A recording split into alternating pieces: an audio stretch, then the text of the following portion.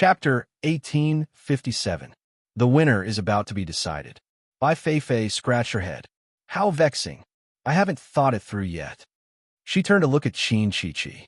Little girl, what do you think I should do? Qin Chi's eyes brightened, her heart filled with joy. Bai Fei's expression seemed to indicate that Qin Yu had the last laugh. Little girl, you're right. From the looks of it, Qin Yu has a higher chance of winning. Bai Fei sighed. That's why I'm vexed. If I do nothing, it won't be fitting for my position. She raised a hand and grabbed Qin Chi. What are you doing? Niu Daodu glared at her. Bai Fei smiled. Little girl, I think you're interesting, but you can't waste your time on interesting things. She was smiling, but her eyes were cold. Niu Dingtian's heart shrank. Daodu, stand down, he said in a low voice. Bai Fei glanced at old Niu, then disappeared with Qin Chi in tow. Great ancestor! Niu Daodu was anxious. Qin Yu asked you to take care of Chi. How can you just sit back and watch? If anything happens to her, how are we going to explain it to Qin Yu? Niu Dingtian smiled bitterly, his back drenched in cold sweat. That look just now had almost stopped his heart. It was only now that it had calmed down. Little ancestor, keep your voice down, or our Niu family will be wiped out today. Staring at the spot where Bai Fei had disappeared, he smiled bitterly. This lady is someone we can't afford to offend.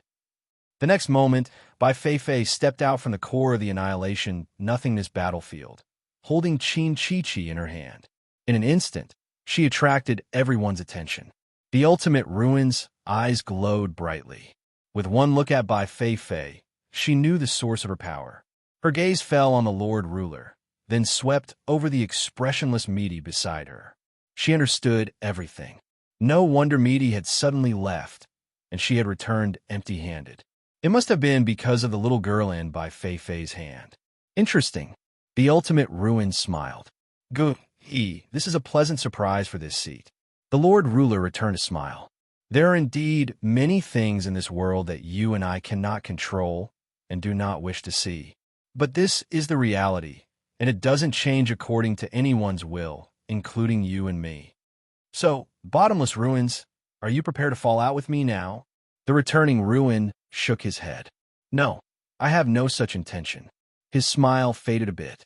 As long as Gue won and you two continue to remain silent, I can act as if nothing has happened and fulfill our previous bet. After all, things like falling out with him always have some risks.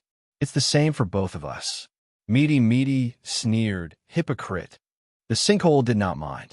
The Lord Ruler thought for a moment and nodded. Then let's not turn hostile for now. Let's all do less risky things. Her eyes were deep and calm. Although Bai Fei is here, the situation may not be as you think, ultimate. The sinkhole nodded. I shall wait and see. On the other side, Qin Yu, who was wielding the ancient divine spear, saw Bai Fei, who had suddenly appeared and grabbed Qin Chi. He frowned, and his eyes turned solemn. If Niu Dingtian could clearly sense how terrifying Bai Fei was, Qin Yu could naturally sense it even more clearly. He took a deep breath and suppressed the shock and anger in his heart. Bai Fei, what do you want? Qin Yu asked in a low voice. Bai Fei smiled charmingly. Your Excellency, your words are a little too direct, but I really like straightforward men. She paused, then continued. So, out of respect for your liking, I've decided to give your Excellency a chance. She released her hand, and Qin Chi floated in front of her, enveloped by an invisible force. Bai Fei smiled brightly. First, let me reintroduce myself to your Excellency. My name is Bai Fei, but you can also call me Gue One. Well, to put it simply, I'm Gue One's evil headron. She suddenly lifted her hand and knocked on her forehead. This is a little complicated, and I'll have to explain it to your Excellency. Gue One is a woman, and for some reason, this woman kept splitting herself. She split herself up, and in the process, I appeared. Gue One wanted to help your Excellency, and as the evil headron, I was born to kill your Excellency. Qin Yu's pupils shrank, and a complex look appeared in his eyes. He had some guesses about the Lord and Misty, and now Bai Fei's words had finally confirmed it. So that's how it was Bai Fei smiled. Your Excellency, don't be so emotional. Let's get down to business. She lifted a hand and pointed at Qin Chi. Ahem, girls are always thin-skinned, so I'll let it go this time. In any case, I'm willing to give Your Excellency a chance to make a choice. 1. I killed Qin Chi. 2. If you choose to let her die, I promise I won't do anything to Your Excellency. 2. You are of noble character and unquestionable integrity. You keep your promise to Qin Chi, and you won't let her suffer any harm. You voluntarily let me kill her. Out of my admiration for you, I promise Your Excellency that Qin Chi will live on unscathed. Bai Fei clapped her hands. All right, I'm done. Isn't it simple? It's just a multiple-choice question. Now, Qin Yu, you can answer the question. Although I look gentle, I'm actually an impatient person, so hurry up. Don't take too long. Rumble. The ancient divine spear was still advancing with unparalleled ferocity. It was already very close to Dubby's chest. Under normal circumstances, Qin Yu would be able to kill Dubby immediately and become the final victor of this battle. But now, the pause button had been pressed. Qin Yu frowned as he looked at Qin Chi, who was in front of Bai Fei. Brother, Qin Chi shouted, don't worry about me. Tears streamed down her face. I'm already very satisfied that I was able to find you and have you as my brother. She wiped her tears. If you die because of me, Chi will suffer for the rest of her life. She will never be happy again. With a thought, Bai Fei sent Qin Chi into a coma. Little girl, you're trying so hard to persuade someone to kill themselves. Are you stupid? Lifting his head, Zhang Xian said, however, it's really enviable to have someone who would rather die than harm your younger sister. So, Qin Yu, you have to think carefully. Are you going to kill Qin Chi, or are you going to die? This choice is indeed a little difficult. Even if it were me, I would also find it difficult to make a decision. Qin Yu took a deep breath and looked at Qin Chi. It's not difficult. I choose to let Chi live. Bai Fei raised her brows. You're so hasty? Are you sure you're thinking this through and not acting on impulse? Qin Yu, you can't be impulsive. Otherwise, you'll definitely regret it. Qin Yu was expressionless. I've never regretted my decisions. He looked up at Bai Fei. If you want to kill me, do it. But remember your promise. Make sure Chi lives on. He paused for a moment before continuing. Also, on account of our friendship, I have a favor to ask of you. Bai Fei smiled. Someone who's about to die naturally has some privileges. Speak. Qin Yu said, wipe Chi-Chi's memory and make her forget what happened today. Pa. Bai Fei waved her hand, feeling touched. What a good brother. You're about to die, but you're still thinking about such things. She raised her hand. I agree. Let's do it. Bang. A terrifying aura instantly erupted. At this moment, Bai Fei's eyes turned pitch black, without the slightest other color. She stared at Qin Yu. The aura of death descended, thick and intense. Her mind instinctively shivered. At this moment, Qin Yu felt an irresistible sense of destiny. It was as if he was destined to die by Bai Fei's hands, and no one could change it. Shua. Bai Fei vanished and reappeared in front of Qin Yu. She lifted a hand and touched his forehead. Bang! Meaty flesh erupted with a terrifying aura. The returning ruin lifted a hand and grasped forward. If you do anything, you'll be tearing up our bet, and I will show no mercy. He was only a phantom, and no expression could be seen on his face. But one could easily feel his furrowed brows. Every wrinkle on his forehead emitted a thick and heavy pressure, as if he were a frozen mountain in the middle of winter. He was strong to the extreme. Compared to his previous conceding and enduring attitude, he was like a completely different person. The ruler lifted a hand. Meaty flesh frowned. He's going to die. The ruler's pavilion was expressionless. He won't. Her tone was calm. Qin Yu won't die. I guarantee you that. In the next moment, the finger pointed at Qin Yu's forehead suddenly froze. The black-eyed, long-haired Bai Fei frowned, a look of helplessness on her face. You're actually willing to die. Qin Yu, you don't play by the rules. How annoying. The returning ruin suddenly spoke. His calm voice echoed through the entire annihilation nothingness battlefield.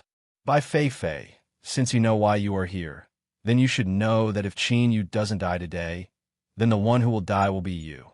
Bai Fei Fei looked up, a helpless look on her face. Can't you speak a little more tactfully? You keep saying things like die and die, it's really annoying. And aren't we clearer than you about these things? Her pitch-black eyes seemed to reflect the entire annihilation nothingness battlefield, a terrifying killing intent boiling within them. Her fingertip was only a hair's breadth away from Qin Yu's forehead. Just a hair's breadth away. If she wanted to, she only needed to gently poke forward, and she could send Qin Yu straight to hell. Suddenly, Bai Fei Fei let out a long sigh. I've never been able to overcome the barrier of beauty in my life. I fell in love with a stinky man, and I'm willing to give up my life for him. There shouldn't be anyone else like me. She flicked her finger between Qin Yu's eyebrows. You made the wrong choice, but you're also right. I owe you. In short, that's it. As she spoke, Bai Fei Fei smiled. Then, like a shadow, she rapidly faded, dimmed, and finally disappeared. Bai Fei Fei did not kill Qin Yu. Then she would kill herself. In fact, she had probably made this decision the moment she awakened. Otherwise, why would she hesitate and delay until now? As for why Bai Fei Fei would do this, she was indeed the evil aspect of unity, but she was also unity. Boom, boom. The Lord Ruler and Misty's auras rose at the same time. The evil aspect destroyed itself, and the strength that Bai Fei Fei had taken from unity was absorbed by each of them. As their auras erupted, an impulse surged from the depths of their hearts.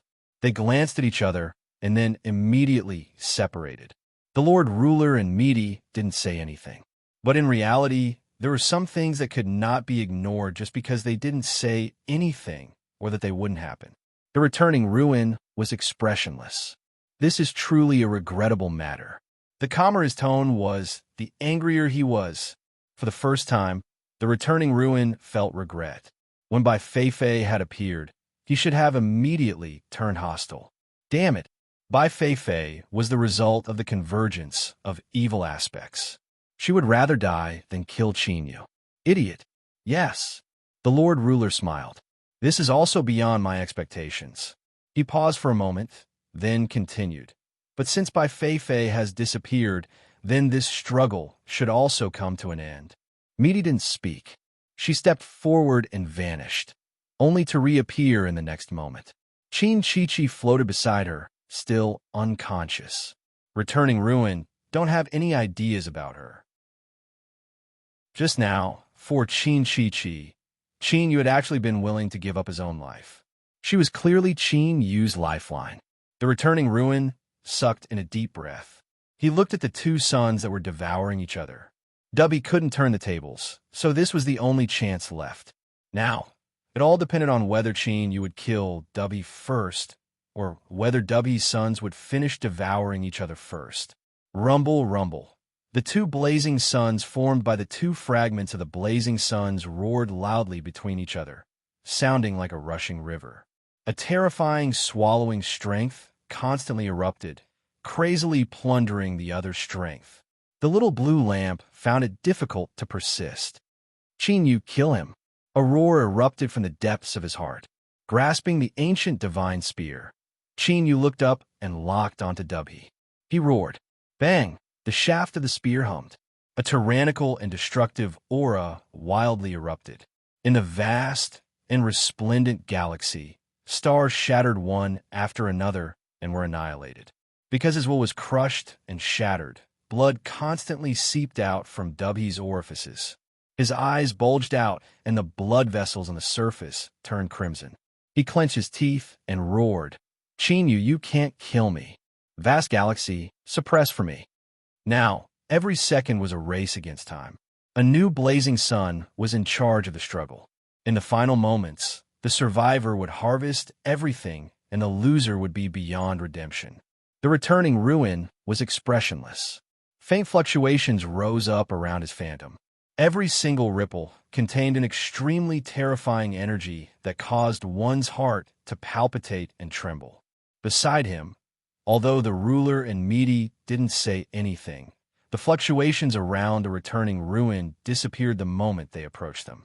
The Red Sea, the Star Ocean Prodigy, the Star Ocean Prodigy, the Star Ocean Prodigy, the Star Ocean Prodigy, and the others subconsciously backed away. They had personally witnessed the war between the returning ruin and the returning ruin. They absolutely didn't want to be sucked into it. Space condensed.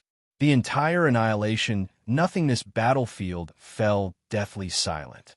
Suddenly, above his head, the two suns formed by the two suns fused together, releasing an even more dazzling divine light. What followed was an endless and boundless aura that suppressed the infinite heavens.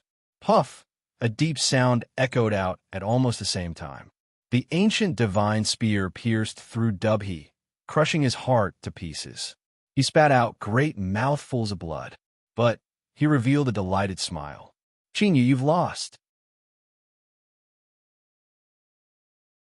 Chapter 1858. The two blazing suns merged into one. The swallowing of the fragments of the blazing suns had been completed. Chinyu grasped the ancient divine spear, his eyebrows tightly furrowed together, as if he didn't hear Dubhi's laughter. He stared at Dubhi's chest that had been pierced by the ancient divine spear. His eyes were especially earnest.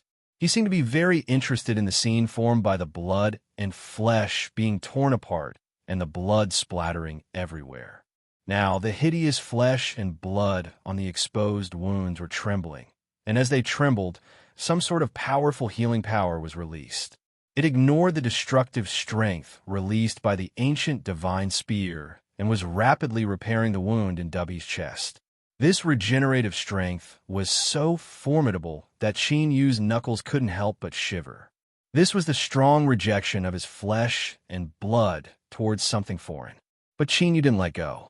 His trembling knuckles turned white as he gripped the ancient divine spear, resisting the regenerative strength of his flesh and blood. Dubhi had already stopped vomiting blood. His pale face even began to flush red.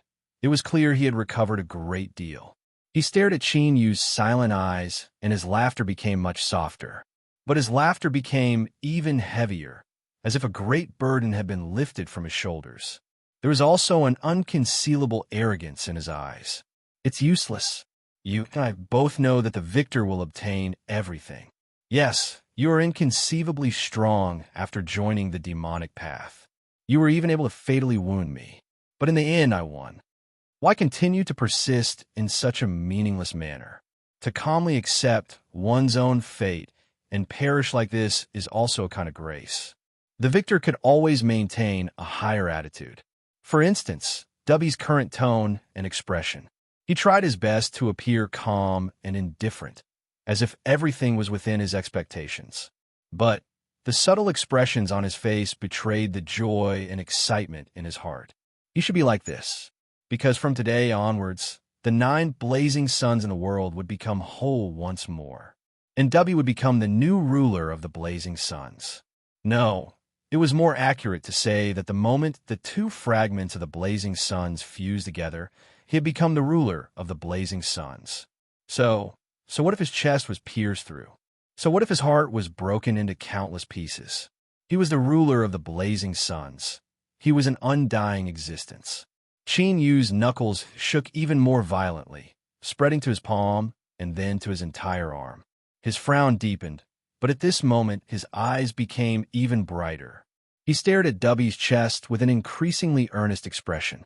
Perhaps it was because he couldn't bear it, but under his unwavering focus, the speed at which the torn flesh and blood on Dubhi's chest began to wriggle and heal slowed down. The drop occurred suddenly, but did not last for an instant. Instead, it was a continuous, uninterrupted process. Thus, when Tianshu looked down at the wound on his chest, disbelief appeared on his face, and confusion appeared in his eyes. "Why?" Chinyu suddenly said.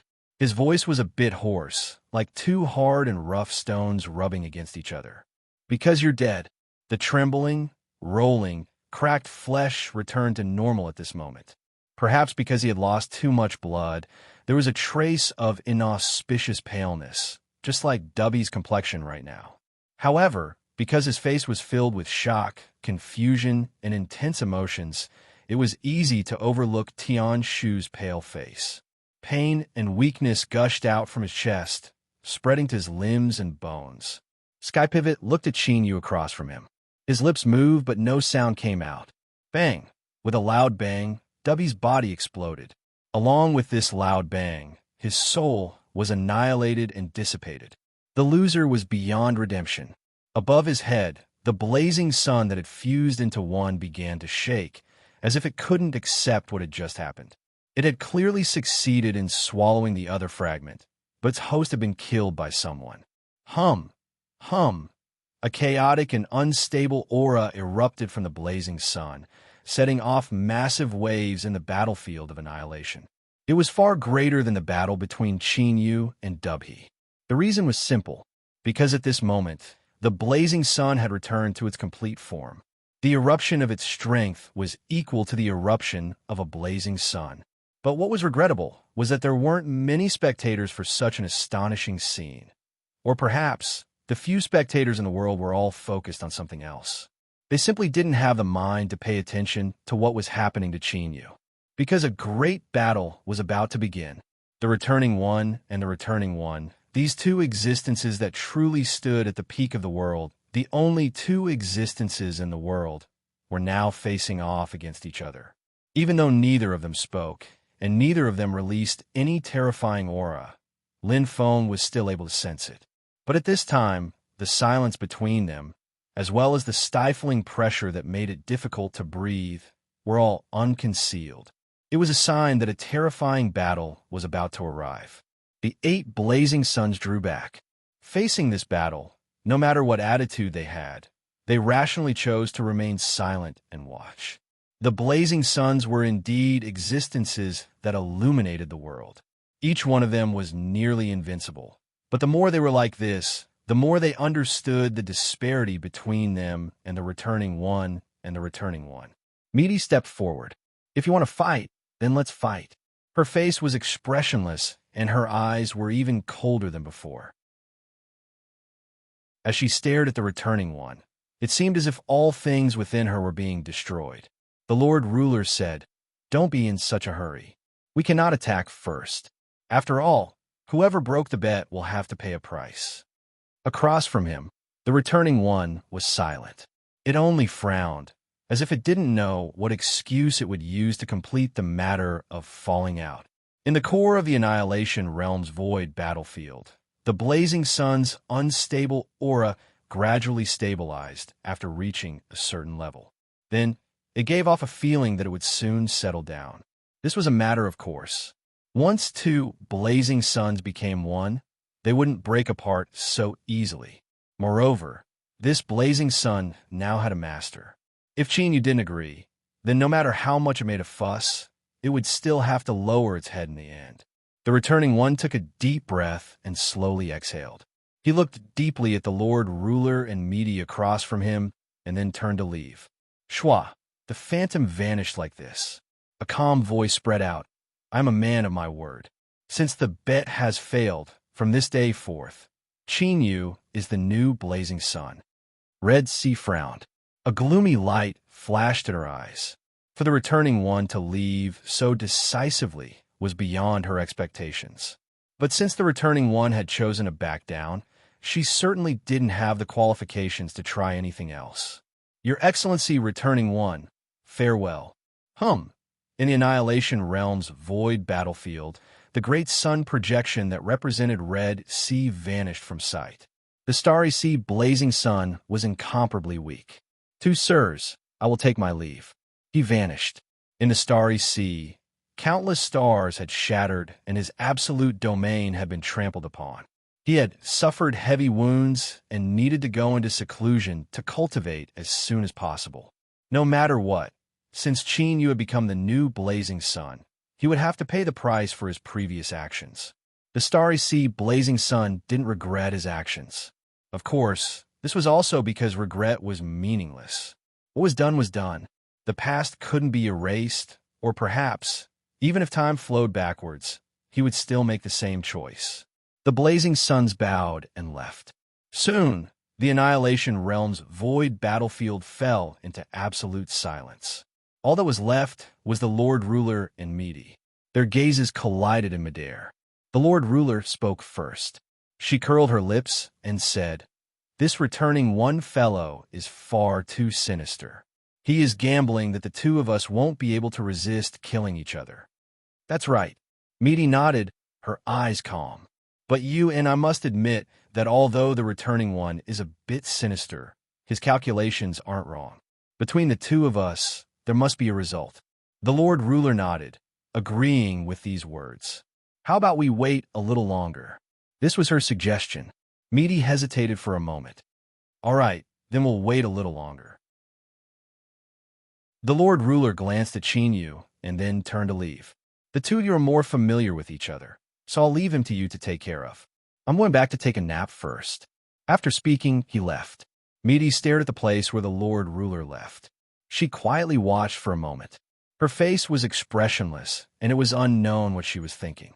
Her eyes were even quieter than before. Chinyu opened his eyes. He looked up at the skies, at the calmly burning, blazing sun. He could feel its strength and scorching heat, and, at the same time, he could clearly feel the strength he currently possessed. With a single thought, he could sense the myriad heavens and myriad worlds. The only difference was that there were some places that he could clearly sense and some places that were a bit blurry. If it was said that the true sovereign realm could be said to be something that could be reached in a single year, then to the blazing sun, it was something that could be reached with a single thought. The myriad heavens and myriad worlds were included within.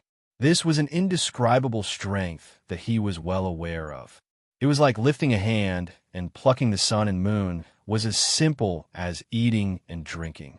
Incomparably formidable, and at the same time, some of the ancient memories that accompanied the blazing sun, along with the birth of the new blazing sun, directly fused into his mind.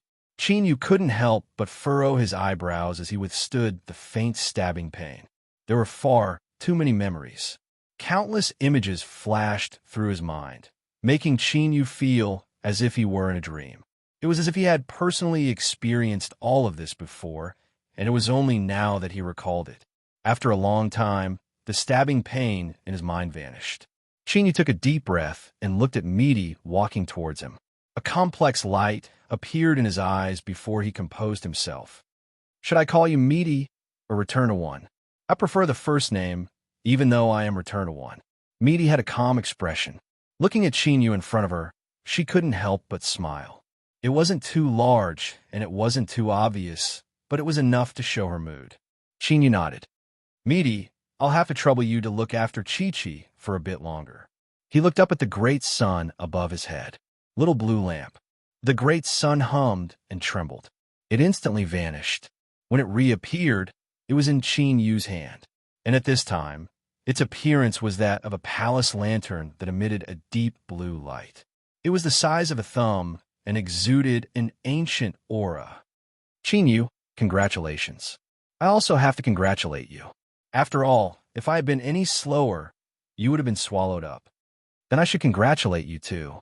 The little blue lamp's voice was filled with happiness. They had succeeded.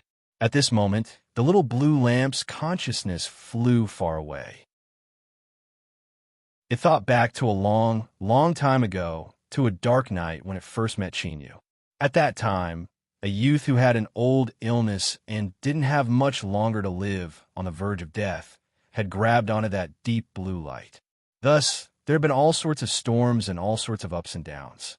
In order to avoid being discovered and causing irreversible consequences, the little blue lamp had been in a nearly hidden state for a long period of time, vanishing from Chinyu's cultivation world. But they were both well aware that they were one complete entity and had never been separated for even a moment. Growing step by step, strengthening step by step, the ignorant youth and the weak little blue lamp had finally arrived at this day. Chinyu lifted a hand and grasped the little blue lamp. "The desolate domain was destroyed because of you and me, and it will also be restored by you and me." He lifted his hand and slammed it down. Thus, the internal rules of the desolate domain that had become the battlefield of annihilation began to rebuild itself. The river of time that flowed through it seemed as if someone had lifted up its tail, causing the flow of time within to reverse. The spreading power of annihilation began to retreat, spitting out everything it had swallowed. The world was being restored. What was being restored were the lives that had been swallowed up by the annihilation of nothingness. And this was the terror of a blazing sun. With a single thought, he could reverse the river of time. Niu Dingtian, who was hiding outside the battlefield of annihilation of nothingness and waiting for news, suddenly widened his eyes as he looked at the scene before him with horror. "It's over," he subconsciously whispered to himself, making his own judgment. But at this time his mind was blank. This was because, in his opinion, reversing the river of time was simply an inconceivable miracle. A true sovereign realm martial artist could also control the time laws, but it was impossible for them to accomplish this, much less reverse an entire world on such a massive scale. Niu Daodu's eyes widened. Did Big Brother Qin win? Niu Dingtian paused, then shook his head. I don't know. At the same time, the frantically fleeing Emperor realm martial artists were watching the scene unfold before their eyes. They all wanted to know what had happened. Little Meaty said, "Repairing the world isn't a big deal, but why resurrect them? You've just become a blazing sun, so you should cherish your own strength." Qin Yu smiled. Although I'm not a saint who advocates for mercy, love, and compassion, the people of this world are facing this catastrophe because of me. I can't just ignore it. He turned to look at Little Meaty. When all this is over, we'll find a place to sit, drink, and chat. Little Meaty nodded. All right. She blinked. But this is such a good opportunity to show our divinity. Are you really going to let it go? Qin Yu shook his head. With my current status, isn't a piece of cake for me to show my divinity? There's no need to waste energy today. He raised a hand, and Qin Chi flew over, her fingertips touching his forehead. Ah! Qin Chi's eyes shot open with a shudder. She stared at Qin Yu with wide eyes. Brother! She threw herself at Qin Yu and hugged him tightly. Qin Yu wrapped his arms around her, his face full of smiles. I'm fine. He stroked her hair. Don't be afraid, Chi. It's all in the past. Qin Chi nodded vigorously and leaned into Qin Yu's embrace, feeling incomparably at ease. This is Big Sister Little Meaty. Greet her. Qin Chi bowed obediently. Little Meaty grinned. Good girl. You're not bad, Chi. You were very brave earlier. You're a good girl. Qin Chi blinked. Big Sister Little Meaty. I feel like I've seen you somewhere before. Little Meaty smiled. I think so too. Ah, it looks like we're fated to meet. Liao Shi's figure appeared in Qin Yu's mind as he watched this scene. However, he knew very well that what was gone was gone. Moreover, he had an even more difficult choice to make. Chapter 1859. The two fragments of the blazing sun had fused and become a complete blazing sun. Qin Yu had killed Dubhe and become the new blazing sun. There was no doubt that it was impossible to coexist. In the end, there had to be a struggle, and this clearly applied to His Excellency, Ruler and Meaty. Returning to one was returning to one. It was the only existence in this world. Today, the competition for the blazing sun had ended, and the ultimate had lost the bet. The reason why it had not turned hostile was very clear. He knew that there would be a battle between His Excellency, Ruler and Meaty, and this battle would be the opportunity for the ultimate. The desolate domain was being repaired. Qin Yu carefully sensed and confirmed that there was nothing wrong. Destruction was always simpler than repair, so the entire process would probably take another day. After thinking for a moment, Qin Yu said, Meaty, I have something to do. You guys go first. Up to you. She pulled Qin Chi. Big Sister will take you somewhere fun. Qin Chi subconsciously looked at Qin Yu. Seeing that he did not say anything, she nodded.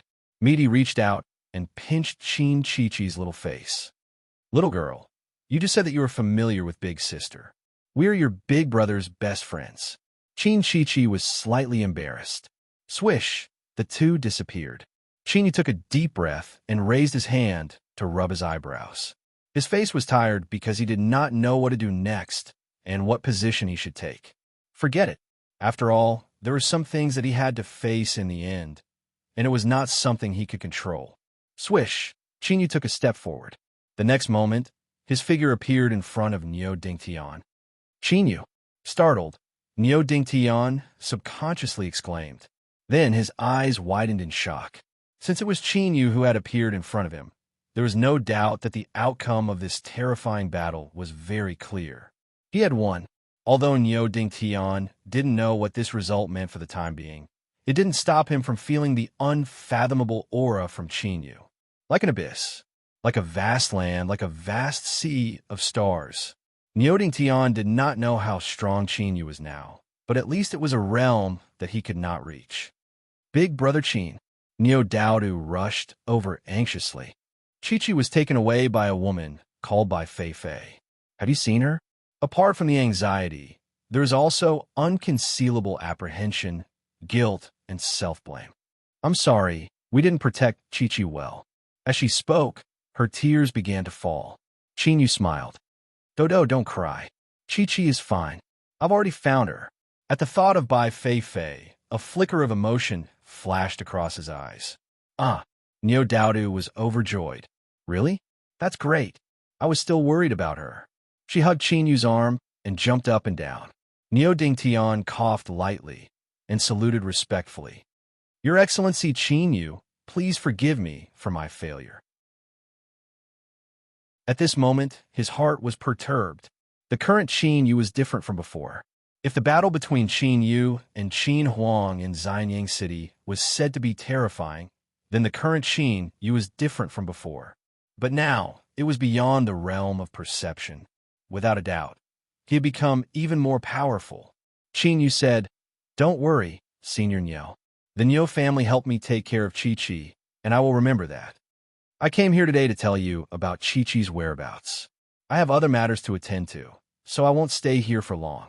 Niu Daodu let go of his arm and looked disappointed. Big Brother Qin, you're leaving now? Chinyu smiled. I still have some matters to attend to. He cupped his hands. Goodbye.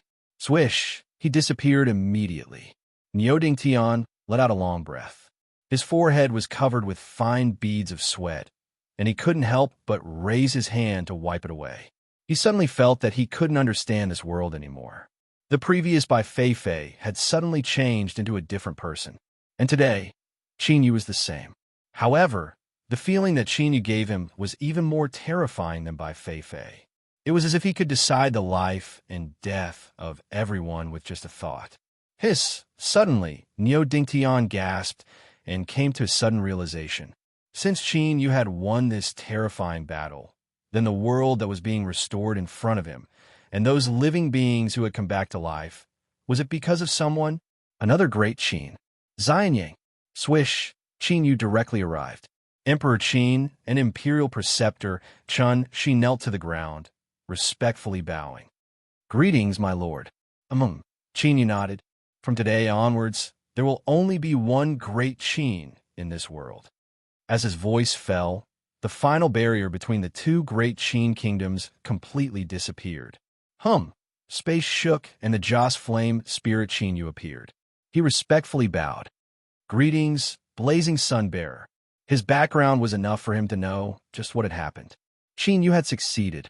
After killing Dubhe, he had become one of the supreme existences that illuminated the entire world.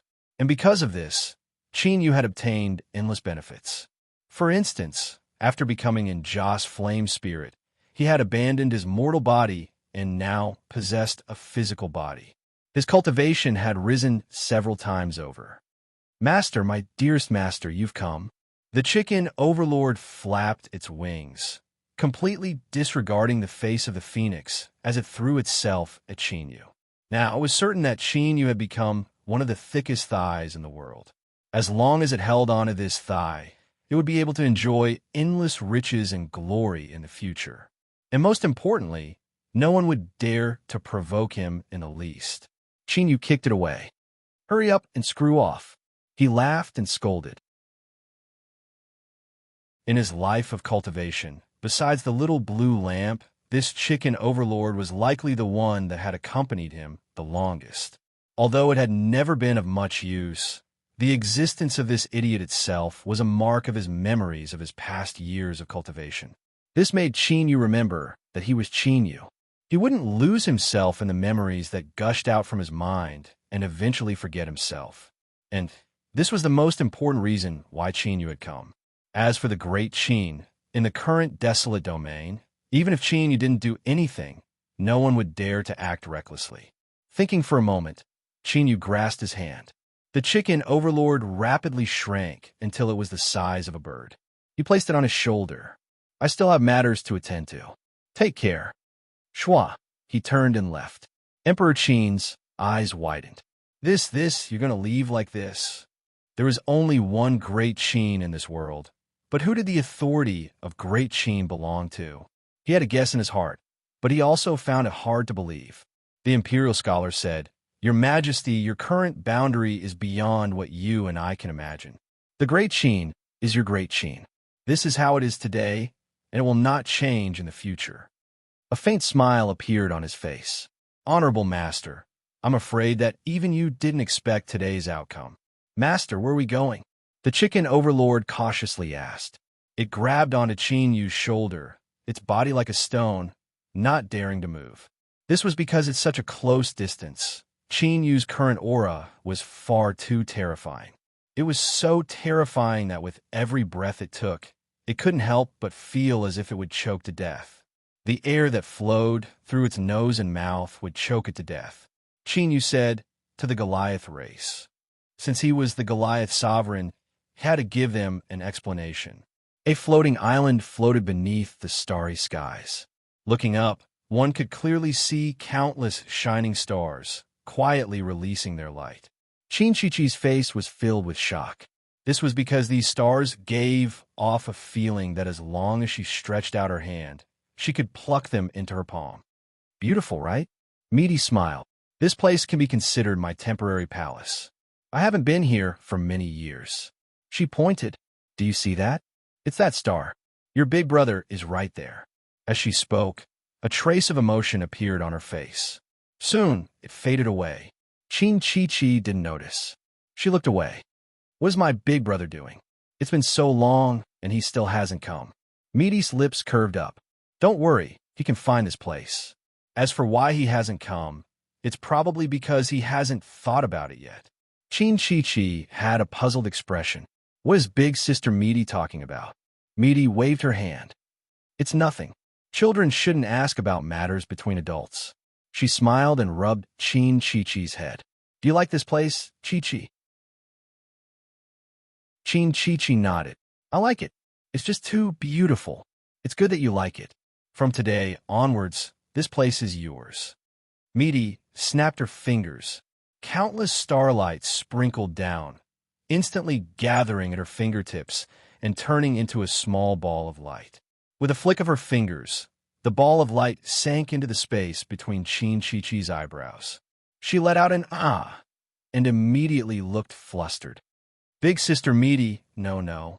I can't accept such a precious gift. Just accept it. Meaty smiled. All right, I have some things to discuss with your big brother. Go and play by yourself for a while. She waved her hand, and Chin-Chi-Chi's figure disappeared. But now that she had become the owner of this place, she naturally wouldn't be in any danger. Meaty turned around and stared behind her. Not going to hide anymore?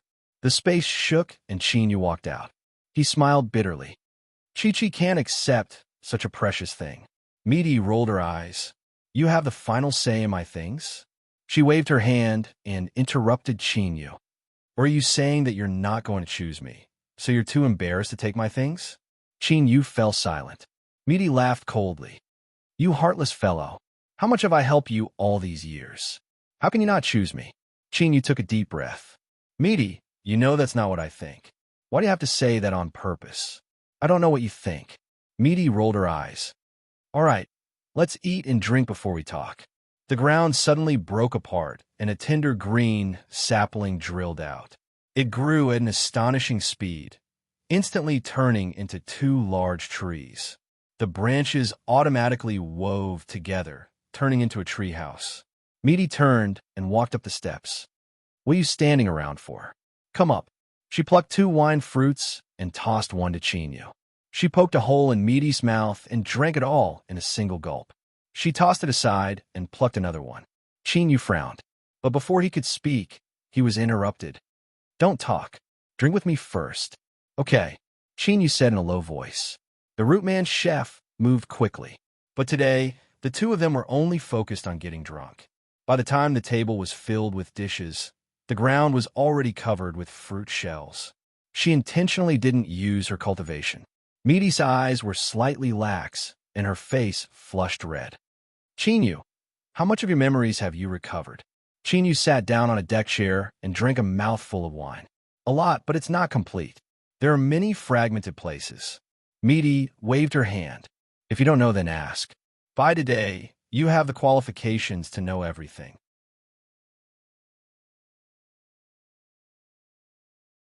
Chapter 1860.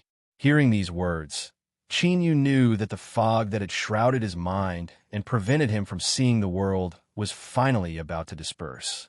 But he didn't feel much joy in his heart. Rather, he was stunned for a moment, and then he felt a bit lost. But thinking about it, he felt that this was reasonable.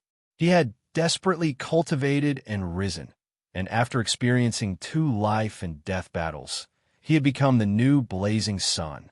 Now, he had the qualifications to solve the puzzles in his heart. But Chinyu wasn't in a hurry to ask questions. He silently drank his wine, and Meaty didn't urge him. The tree house fell silent. The confusion in his eyes gradually faded away. Chinyu laid down the fruit wine, and the table made of twigs. There was a light cracking sound. Who am I? His tone was calm, and his movements were gentle. When he asked this question, his complexion didn't change at all. But as Meaty heard Chinyu's question, her eyes narrowed. A bit of surprise flashed in them, followed by a bit of appreciation. Finally, she composed herself. For you to ask this question, it can be seen that your ego hasn't swelled up because of your status as a blazing sun. You still maintain the necessary caution and caution. That is very good. Meaty smiled. As she looked at Chinyu, she thought that he was indeed worthy of being the person she had chosen. But she also felt that this was how things should be. Otherwise, it would seem that her judgment in people was too poor. But you shouldn't be asking me this question. You should be asking yourself. Meaty pointed a finger at Chinyu's chest. Ask your heart. Who are you willing to be? Who do you approve of from the bottom of your heart? Chinyu furrowed his eyebrows. Are you saying that the choice is mine? Of course. Meaty said, in this world, there are many things that you cannot control. It isn't just you or all living beings in this world, but even I cannot follow my heart. But there's one thing that no one can stop you from doing, and that is what you want to become. Chinyu fell in a deep thought. After killing Dubhe, the 2 blazing sun fragments had fused together and returned to their complete state. Chinyu had become the new blazing sun and had awakened many memories. Those strange and familiar scenes seemed to have been personally experienced by him. But Chinyu was also incomparably clear that the one who experienced all of this wasn't him. So, he couldn't help but fall into a daze. Although he was calm, there was still an imperceptible fear hidden deep in his heart. This was because he wasn't sure whether or not he would be swallowed up by those memories in his mind and turn into another person. This was because, compared to the identity of Chinyu, the other person's memories were undoubtedly much more numerous. The two were simply not on the same level.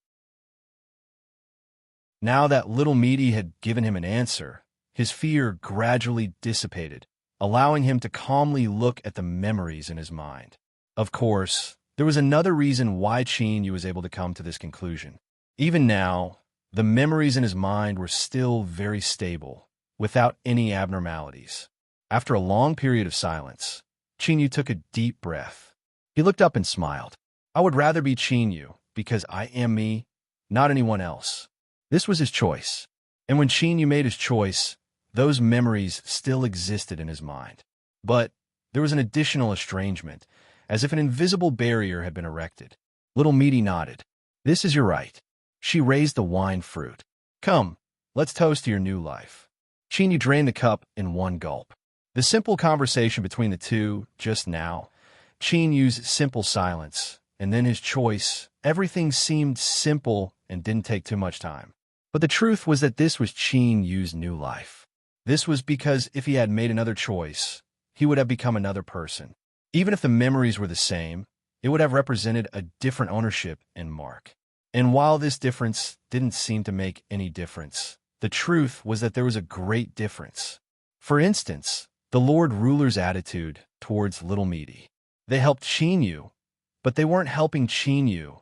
Or to be more precise, they were helping the person who left behind these memories. Little Meaty smiled. Did you never think that I would let you choose for yourself? Qin Yu nodded. I was a bit surprised. Little Meaty said, in truth, you are you. No matter how you change, it is all the same to us. She smiled, seeming to sense a flash of awkwardness and silence on Qin Yu's face. She continued to ask, is that the only question? Qin Yu said, of course not. Although I've already recovered my memories of the past, there are still many puzzles that I have yet to unravel.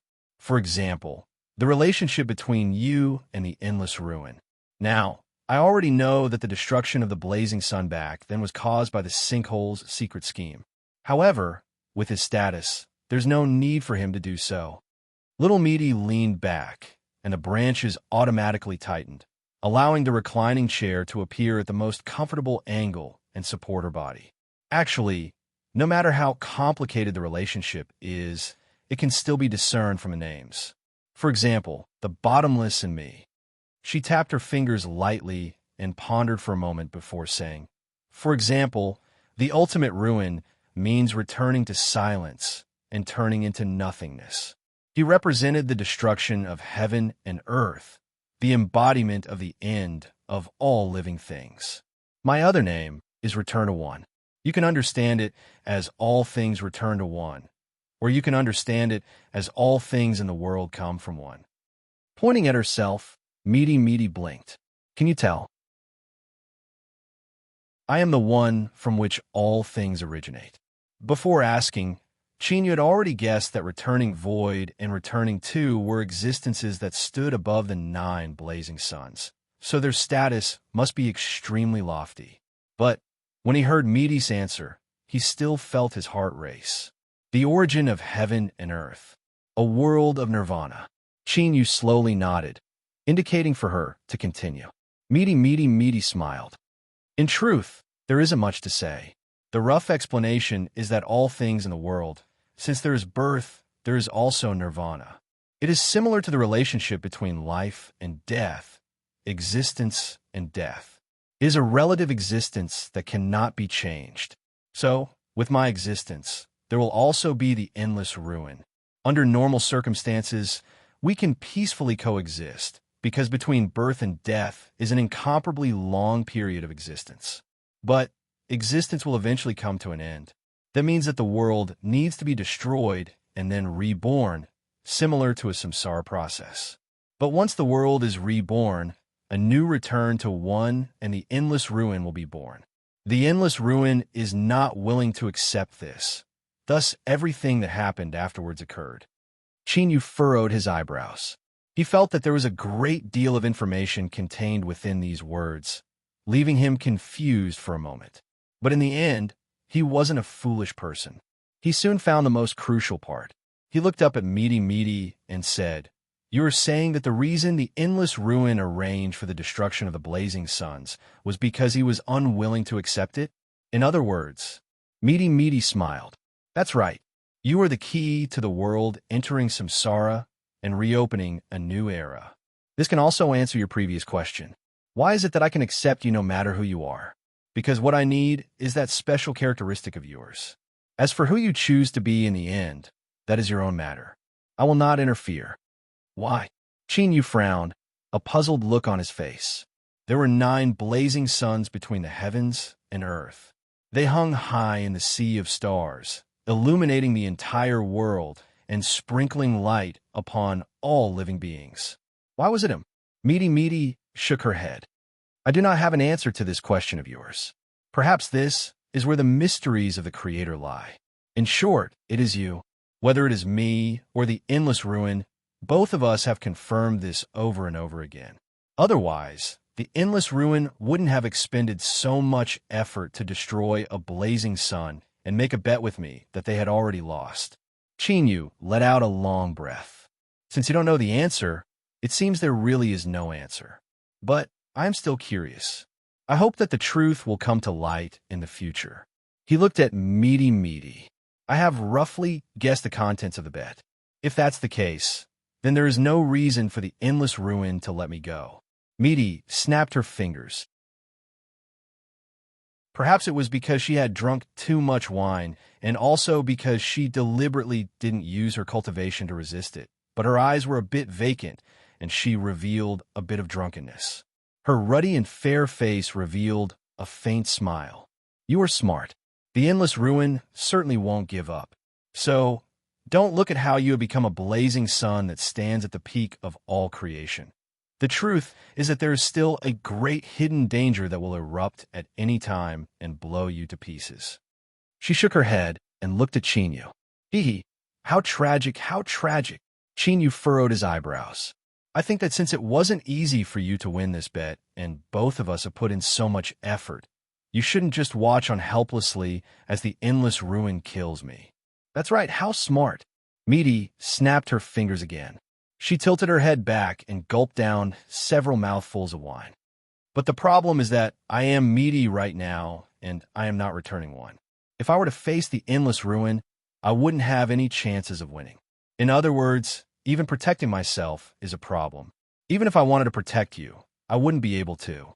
After going around in circles, the topic finally returned to the matter that neither of them wanted to face, but they had to face it. Meaty and the ruler's pavilion. This time, they came from returning one and were a part of returning one. But each of them was incomplete. It was just like the little blue lamp and the other fragment of the blazing sun that Dubhe controlled in the past. If she wanted to guarantee that Chinyu wouldn't be secretly harmed by the endless ruin, then she had to return to being complete. And if she became complete, that meant that one of them would disappear forever. Chinyu was silent. Meaty sneered. Quails cannot solve any problems. Otherwise, there wouldn't be so many delicacies in this world that are named after quails. So, we still have to face problems in the end. Do you really need me to remind you of such a simple truth? Chinyu bitterly smiled. I know, I understand. But I still don't know from what standpoint I should interfere in this matter. The corners of little Meaty's lips curled up into a mocking smile. He took a deep breath and slowly said, Little Meaty, you know that there is an unreserved trust and approval between us. I am certain that you are my most trustworthy companion. But the Lady Ruler, she has also helped me countless times. Ha! Man! Meaty curled her lips, a look of disdain on her face. Don't worry. You don't need to worry about this matter. We will solve it ourselves. But I just want to ask you, if you had to choose, who would you prefer? This was a choice. A light and fluttering choice. One that only Chinyu needed to move his lips. He didn't even need to do anything, nor did he need to bear any consequences or pay any price. But he hesitated. He looked at Meaty and bitterly smiled, unable to say anything in the end. Across from him, Meaty's eyebrows furrowed even tighter. The coldness and ridicule on her face grew stronger and stronger. But as she looked at Chinyu's face and saw the heartfelt bitterness and helplessness on it, she lowered her head and drank some more. Little man, I won't tease you anymore. Her voice calmed down and her expression returned to tranquility. Regarding this matter, no matter what your attitude is, it won't affect you at all.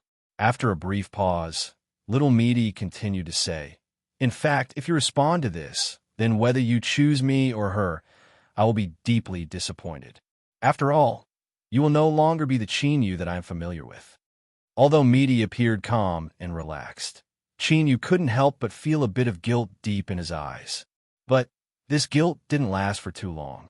Meaty, who seemed to have drunk too much, suddenly stood up and fell forwards. Chinyu subconsciously reached out a hand. Immediately, a warm and fragrant fragrance filled his body. The amazing sensation caused him to stiffen and his eyes to widen. Even the faint traces of drunkenness instantly retreated. Meaty hugged him and leaned close to Chinyu's ear. You should know by now that she and I are one. In your past life, those important women were in truth a part of us. In other words, You can think of me as one of them, and the truth is that I am one of them. These words are difficult to pronounce and difficult to understand with simple logic. But Chin Yu was well aware that little Meaty wasn't wrong. So his body stiffened, but his widened eyes subconsciously narrowed. After suppressing his panic, all that was left was tranquility. Meaty, what are you trying to say?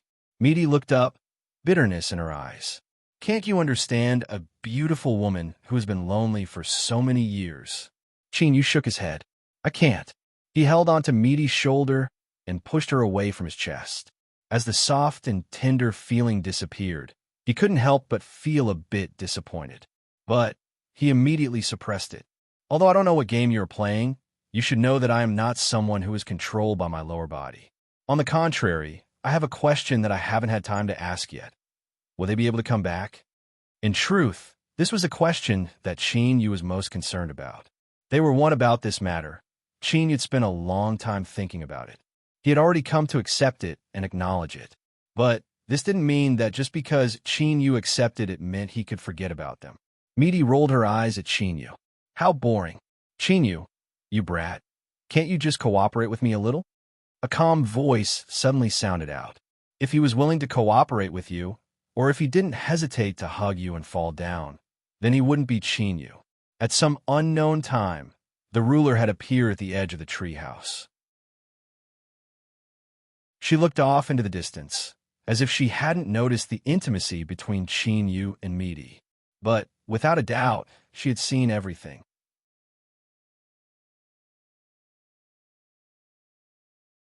Chapter 1861. The air fell silent. Although he knew he hadn't done anything, at this moment, Chin Yu felt as if he had been caught in the act, or perhaps it was the awkwardness of having failed. His face stiffened. Little Meaty glanced at him. She was still as light as before, as if she didn't care at all. Or perhaps everything that had happened before had been a deliberate act for the Lord Ruler to see. It was just that she hadn't achieved her goal. With your appearance, even if you didn't do anything, there is no way for you to wash yourself clean. As she spoke, she drank several mouthfuls of wine. Perhaps she really was drunk and her hand wasn't steady, causing the wine to spill on her chest and wet a large area. The originally thick and inconspicuous cloth instantly became translucent, outlining a faintly discernible amorous feeling. Chin Yu looked down. His eyes seemed to have been electrocuted, and he drew back, no longer moving. Little Meaty's lips curved up in a mocking smile. She was clearly mocking Chin Yu's current performance. Enough, the Lord Ruler said. His voice was extremely calm, but the smile on Little Meaty's face immediately restrained. The Lord Ruler turned and looked at Chin Yu. She continued to use a calm tone to reply to his previous question. I cannot. This was a bit sudden and left one confused. But Chin Yu only paused for a moment before falling silent. The silence here didn't just refer to keeping one's mouth shut. Rather, it was a deep emotion that came from the heart. It was like a black sea under the curtain of night. Although the waves tumbled about, it inevitably gave off a lifeless feeling. He knew that the Lord Ruler's reply was the last question, but he still wanted to confirm it one more time. He took a deep breath and slowly said, There is no possibility? The Lord Ruler shook her head. No. She paused. This is like a great river that rushes through the heavens and earth. Perhaps there were many tributaries that crisscrossed the vast earth, each with its own scenery. But one day, the world is suddenly lifted up by the tail, causing the river water of the tributaries to gather into the great river. They become one, unable to be separated again. Even if they were truly separated and the river water was poured back into the tributaries, all that would be obtained would be a new river. It would have no relation to the past. Looking at the silent Chin Yu, the ruler thought for a moment and said in a much gentler voice, Perhaps this analogy isn't appropriate, but it should be enough for you to understand just how irreversible this matter is. I know that this is a little too cruel and cruel to you, but I don't want to lie to you. So please accept it. You can only accept it. On the reclining chair, made of tree branches, Little Meaty changed her position. Her eyes were half closed as she looked at the Lord Ruler. A hint of amusement and helplessness flashed in the depths of her eyes before she calmed down. Just like when he had asked Yu who he would choose in the end, he had revealed an indifferent attitude. His Excellency ruler's current actions were undoubtedly a thorn in Yu's heart. In the end, they actually had the same thought. If outsiders were to find out, they would probably be so shocked that their jaws would drop. But she didn't say anything in an attempt to interrupt the Lord Ruler's current performance. Just like when she had asked Yu before, the Lord Ruler had maintained his silence. Yu took a deep breath. This was a very common action, but right now, it gave off an incomparably difficult feeling. Tiny streams of air passed through his nose and mouth and into his lungs. Every tiny movement brought with it a burning pain like boiling oil or a stabbing pain like a blade was cutting into his body. But his expression remained calm. Besides his slightly furrowed eyebrows, his complexion didn't change at all. "I understand," Yu slowly said. But his heart, flames were burning in his heart. But this burning flame couldn't be used on the two people in front of him. It wasn't just because Little Meaty and the Lord Ruler had become one, an existence far more formidable than the blazing sun.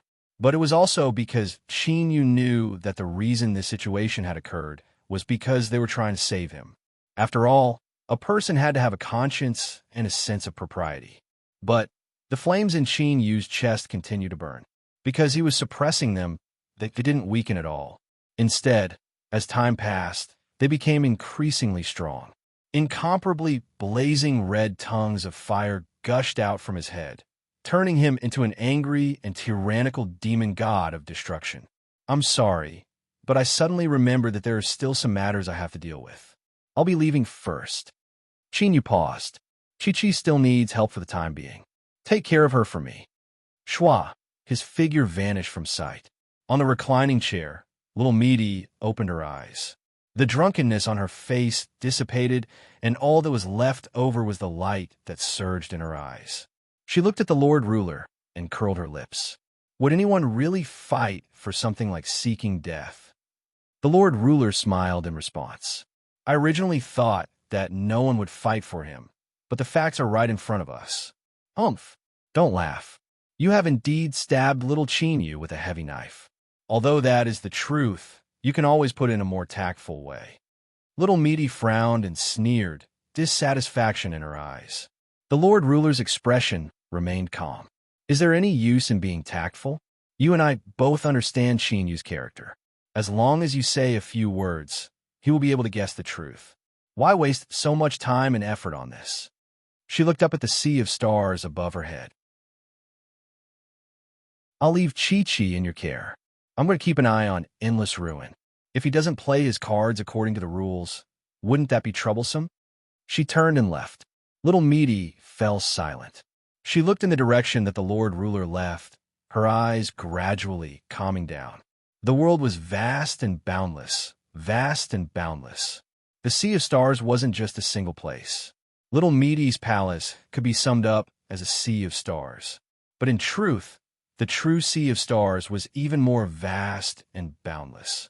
In the depths of this sea of stars, a towering temple stood tall. Ancient corpses supported the heavens and earth, supporting the temple on their shoulders for all eternity. The phantom of a great sun floated behind the temple. It was like a giant eye that calmly watched over the world. Suddenly, the phantom of the great sun behind the temple seemed to sense something. It suddenly brightened. Countless rays of light erupted from the phantom of the great sun. They were like arrows that were released from bowstrings. They were as fast as lightning, howling in all directions. In an instant, they pierced through endless space, causing the vast sea of stars to instantly lose color. And one of the rays of light shuttled through the sea of stars. It suddenly came to a halt and then was silently annihilated. Yu's figure emerged from within. He looked up at the distant temple. He didn't reveal any shock or surprise because he had been discovered. This was because this was a very normal thing to do. The 9 blazing suns could sense each other. Since he had come here, he would definitely be discovered. Previously, the sovereign ruler had confirmed that there was a flame burning in Yu's chest. He couldn't continue enduring it, because if this flame couldn't be released, it would burn him to ashes. Qin wanted to find a suitable place to vent his anger. Without a doubt, this starry sea temple in front of him was the best choice. When his eyes fell onto the temple, he saw the corpses of the ancients that had died countless years ago. It was like a pot of boiling oil had been poured over a bear. Above the blazing flames, his eyes instantly turned red. The hatred and killing intent that came from his bloodline fused with his own anger and brutality, causing Qin Yu's aura to become incomparably terrifying. In the Star Sea Divine Palace, the blazing sun, known as Xinghe, opened his eyes. His face was still pale, but his eyes were filled with shock and anger. Although he had guessed that this moment would come after Qin Yu killed Dubhe and became the new blazing sun, he never expected it to come so quickly. After all, Qin Yu had just become the blazing sun and had awakened his memories. What he needed to do now was resolve the problem from the sinkhole. Even with Gu Yi's support, if he really wanted to take revenge for the ancient race, he would have to familiarize himself with the power of the blazing sun first. But Qin Yu had come just like that.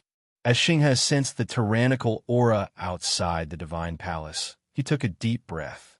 His face darkened, and a ruthless look appeared in his eyes. Between the blazing suns, war was not allowed. Since Qin Yu had come to him on his own initiative, he had no choice but to retreat. Moreover, this was also an opportunity for Xinghe. Although he was in a severely wounded state and had yet to fully recover, Qin Yu was also a newly ascended blazing sun and wasn't familiar with the power of the blazing sun. Both sides could be said to be evenly matched, but here this was his home field. Moreover, besides the home field advantage, Xinghe had another card in his hand, a card that he had never imagined there would be a day when he would actually use it. Xinghe didn't stand up. He only straightened his back and sat on the throne of the divine palace, his eyes looking straight ahead. "Qin Yu," he shouted out. His voice was like billowing thunder, instantly echoing through the entire sea of stars. The great sun phantom behind the divine palace suddenly brightened. From a shadow, it had become a true great sun. An extremely terrifying aura was constantly released from the great sun. Although there were several small black spots on its surface, they weren't conspicuous at all. And what responded to Xinghe was Qin Yu's fist. He stepped forwards and punched out. Dong! The entire sea of stars shook. Beneath this fist, the nearly extinguished stars that were illuminated by the great sun became even dimmer. A cold light flashed in the eyes of the blazing sun ruler. He allowed Qin Yu's fist to strike the divine palace. Because the giant blazing sun was struck, ripples appeared. A sealing strength arrived, covering the sea of stars and sucking in the two blazing suns. Blazing sun ruler Qin Yu, you have invaded my divine palace. Start the battle of the blazing suns. Xinghe slowly said. He stood up and lifted a hand. I accept your challenge. Bang! The boundless blazing sun instantly vanished. In the next moment, the front doors of the divine palace opened, and Xinghe walked out. Between his eyebrows, there was a great sun mark that burned like a raging flame. His aura was like that of a heavenly god descending to the mortal world. No, not a heavenly god descending to the mortal world, but one that far surpassed this level. He was a supreme existence that ruled over heavenly gods. Kill him, Xinghe slowly said. As his voice fell, the will of the blazing sun arrived. The countless ancient race corpses beneath the divine palace slowly opened their eyes.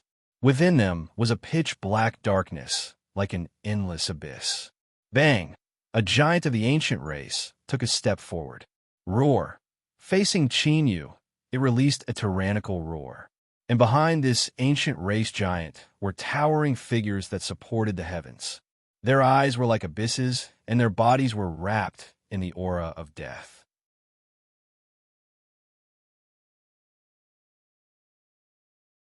Chapter 1862. A long time ago, the galaxy's blazing sun had personally taken action and brought down a world-destroying calamity, causing the ancient race to fall into destruction. Afterwards, the ancient race bloodline was severed and they vanished from the world. The only evidence that proved that such a tyrannical race once existed in the world was the towering corpses beneath the divine palace deep within the sea of stars. This could be understood as the galaxy's blazing sun displaying his status and strength. But in truth, no one knew that when the calamity of the ancient race arrived in the past, he had already prepared a backup plan ahead of time. And today, these ancient race corpses that were resurrected according to the will of the galaxy's blazing sun, these ancient race corpses with abyss-like eyes and cruel auras, were the preparations he had made ahead of time to deal with any accidents. In all fairness, the galaxy's blazing sun wished that all of this was just him being overly cautious and not using it. But reality proved that his worries weren't exaggerated. The situation he didn't want to face the most had arrived. The ancient race hadn't been exterminated, and in the end their bloodline had risen against the tide, becoming the new blazing sun.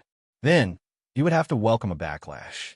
So, facing this situation, the galaxy's blazing sun didn't hesitate to play this card. This card had no effect on the other blazing suns, but it was a powerful card against Chinyu.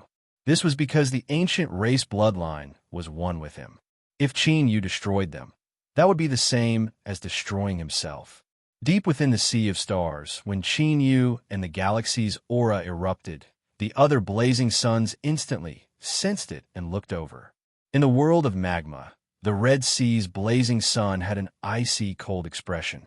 Compared to the blazing red magma around her, it was like two extremes of extreme heat and extreme cold. She frowned. She looked up into the depths of the sea of stars and saw the resurrected ancient race corpses. Fluctuations appeared in her eyes. Since he had already used his trump card from the past, Chinyu naturally didn't have any chances of winning. She hoped that she could personally witness Chinyu suffer a great loss in the depths of the sea of stars today. That's right. The Red Sea never thought that Chinyu would die. Even in a battle between people on the same level, it was impossible to kill a blazing sun so easily.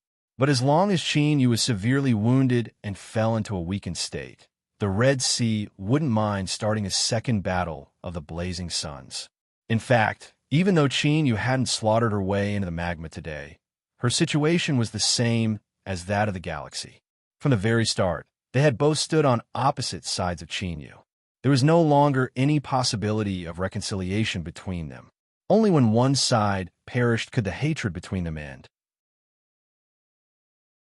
Since Gue 1 had his own palace in this world, the ultimate sinkhole, which was of the same level, naturally had a place that belonged to him. Before them was a black sea that surged without making any sound. A lonely island sat in the middle of the Black Sea. Waves crashed into the island, shattering it into pieces without a sound. There were only coarse stones on the island. Apart from that, there was nothing else. Not even a single building could be seen. After all, this island was only about 100 feet in circumference, and one could clearly see the surroundings at a glance. The ultimate ruin lived here. After the great battle back then, Gue 1 shattered and disintegrated himself, leaving behind only a shadow. The shadow facing the Black Sea rubbed his eyebrows, a helpless look on his face.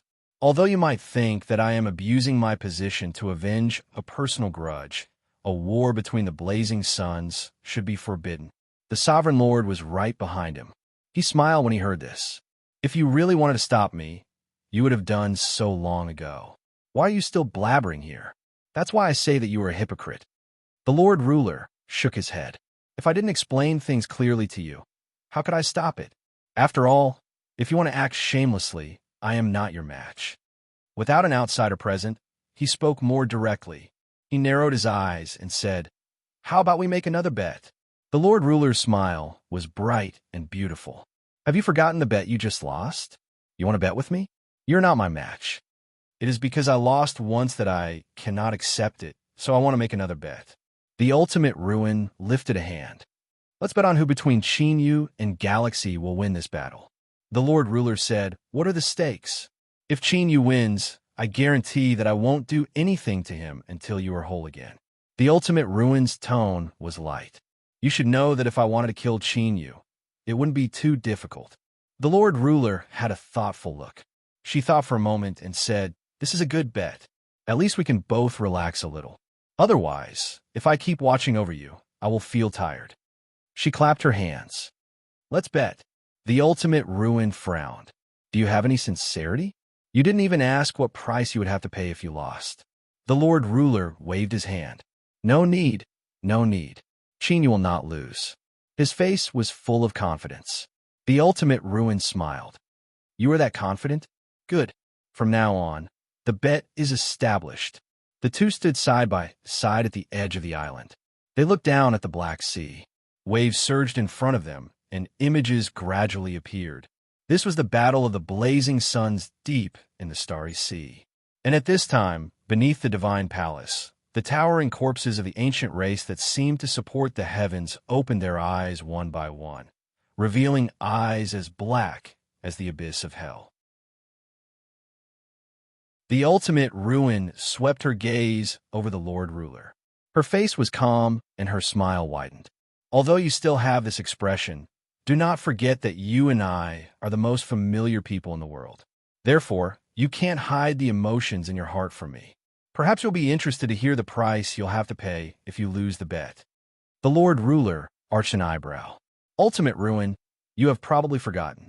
Although you and I come from the same source and are the most familiar with each other, in the end, I'm still a woman, and women are fickle. As time passes, your understanding and familiarity with me will gradually become less accurate. In particular, it has been a long, long time since we last met before the Battle of the Blazing Suns." The ultimate ruin nodded. "You are a woman, so when it comes to this topic, I admit that you have a greater right to speak. But your stubbornness will not give you any more confidence. So, let us continue watching and allow time to give us the answer." The Lord Ruler sighed. "Since you know that only time will give you the answer, why are you still spouting such nonsense?" She rubbed her temples, hiding the annoyance and helplessness in her eyes. She never thought that this fellow galaxy would have some brains and leave behind such a card for her. To kill the ancient. This was a simple and crude method, but when it came to the special characteristics of the ancient race bloodline, even the Lord Ruler couldn't help but admit that this card would have a miraculous effect when facing Chinyu. The Lord Ruler felt a bit of regret. He shouldn't have stimulated Chinyu so much, causing the flames in his chest to ignite. In order not to burn himself, he could only kill his way into the depths of the starry sea to vent his anger. But now, thinking about all of this was a bit too late. And as the Lord Ruler was fuming with anger, the battle of the blazing suns deep within the starry sea had completely erupted. Chinyu narrowed his eyes, a deep blood red. As he looked at the corpse of the ancient race seniors that had revived and rushed towards him, he felt a burning pain in his chest, as if a pair of powerful hands were forcefully tearing it apart. It was said that the dead were the greatest, that they were buried in peace, but these words clearly had nothing to do with the ancient race seniors that had died. After they died in the great calamity, they were used as pillars and erected beneath the divine palace by others, staying there for countless years. And now, they had been ordered to become puppets that killed the only bloodline descendant of the ancient race. This was an incomparably infuriating matter, one that was difficult to accept. Thus, Chinyu felt as if there were stones piling up in his chest, making it difficult for his chest to rise and fall. Even breathing became difficult. He stared at the blazing sun that had a great sun between its eyebrows. Even though he was filled with rage, his thoughts were clear. If I don't kill you, how can I end this hatred? But now, what stood in front of him were the corpses of the ancient race seniors. Chinyu didn't recognize them, but he could clearly feel the relationship between them and him, as well as the sinister intentions of the blazing sun in the starry sea. At this time, within Chinyu's soul space, the cosmic sea-cross bell refined by the ancient race before the great calamity of the past suddenly began to ring. After Chinyu became the new blazing sun, it had fallen into a dormant state. But now, it seemed to sense the aura of the outside world, or perhaps it was being stimulated by the corpses of the ancient race that had revived them. Shwa. As the bell shook, a beautiful figure appeared. "Master, I have awakened some new memories." Perhaps they might be of help to you. After obtaining Qin Yu's permission, she was able to transmit these memories into his mind. Thus, Qin Yu discovered a plan that the ancient race had prepared for so many years, an inconceivable plan. This was because the ancient race seemed to have expected that such a situation would occur on this day, countless years later. Thus, before they refined the cosmic sea crossbell, they had already made preparations ahead of time. I don't know which ancestral bloodline you are from, but when this information is unsealed, it means that the ancient race has risen once more and obtained the qualifications to challenge the blazing sun. Our deceased seniors are proud of you. Thus, there is no need for us to care about our physical bodies. Perhaps to us, this might even be a kind of release. After all, continuing to live in such a humiliating manner doesn't conform to the temperament of our ancient race. Rather, we look forward to dying a glorious death. If we can reach out and grab our enemies and drag them into the depths of hell with us, that should be the best ending. Qin took a deep breath. He wasn't sure just what had happened in the distant past, but everything that the proud son of the galaxy had done to this day, leaving behind this trump card, seemed to be within the expectations of the ancient race. In other words, it was likely that everything he had done had been planned and prepared ahead of time. Before the great calamity, when their race was exterminated, the ancient race had already left behind such a ruthless and sinister plan. This caused Qin Yu's understanding of them to undergo a heaven-shaking change. It seemed that the ancient race wasn't blindly domineering and overbearing. They could also be this type of ancient race. Ancient! With a loud roar, Qin Yu stepped forwards. His body grew at an astonishing speed. After several breaths of time, he was a towering giant hundreds of thousands of feet tall, supporting the heavens and earth. He was terrifying to the extreme, and a dreadful aura was released from his body. He lifted a hand and punched out. But contrary to the expectations of everyone watching, this heavy fist didn't strike the revived ancient race, nor did it attack the blazing sun of the galaxy. Instead, it smashed into Qin Yu's chest. With a dull bang, the flesh on his chest split open and blood wildly splashed outwards. Because there was too much blood and the giant that Qin Yu had incarnated was large enough, it caused blood to splash outwards. It was like a rain of blood was falling from the depths of the starry sea.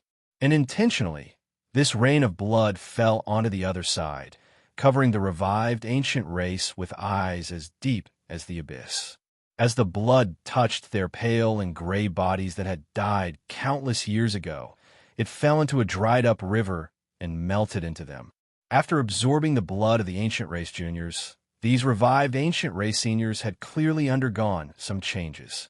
And the most direct change was that in their abyss-like dark eyes, there was now a bit of light, a red light, as if it had been dyed with blood. It emitted an endlessly cruel and tyrannical aura, a light that caused one's mind to tremble. The blazing sun of the galaxy suddenly frowned.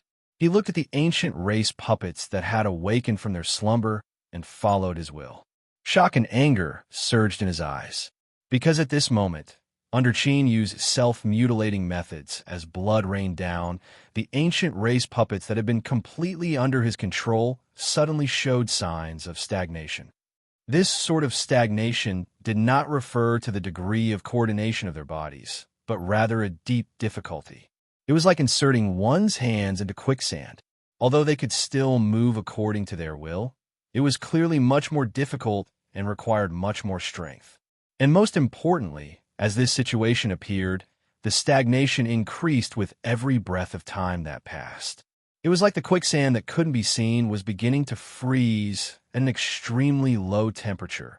There was even a chill that spread out, as if it wanted to trace through these ancient race puppets to the blazing sun of the galaxy. There was a problem. Although the blazing sun of the galaxy couldn't figure out why the trump card he had left behind when he destroyed the ancient race in the past would be smashed by Qin Yu's fist today, broken apart with a splash of blood, and even showing signs of a backlash. Without a doubt, this was the current situation. Great figures often possessed a stronger determination and will. So, when the blazing sun of the galaxy determined this, He didn't hesitate to abandon this trump card in his hand. Although this would leave him incomparably disappointed, and he would likely fall into a bitter struggle against Chinyu, it was still a straightforward and efficient decision. But what left the blazing sun of the galaxy even more enraged was that even though his reaction was fast, it seemed he was still too late. This was because that stagnation chill had already spread to his body. The ancient race puppets that had awakened in silence stopped moving forward. Their massive bodies slowly turned around, their eyes that had been pitch black like an abyss now burning with blood-red flames as they locked onto the prodigious sun of the galaxy. Roar! The first roar rang out, followed by a second, a third. The countless dead ancients all released their own roars. Their souls had been annihilated, and their consciousness had long since dispersed. They didn't know what they were doing, but this didn't affect the hatred and bloodthirst in their roars. Rumble, rumble, the starry sea shook. This was the sound of countless revived ancients wildly running forwards. With an indomitable determination, they rushed towards the blazing sun of the galaxy, towards the divine palace that had suppressed them for countless years. Book reading room.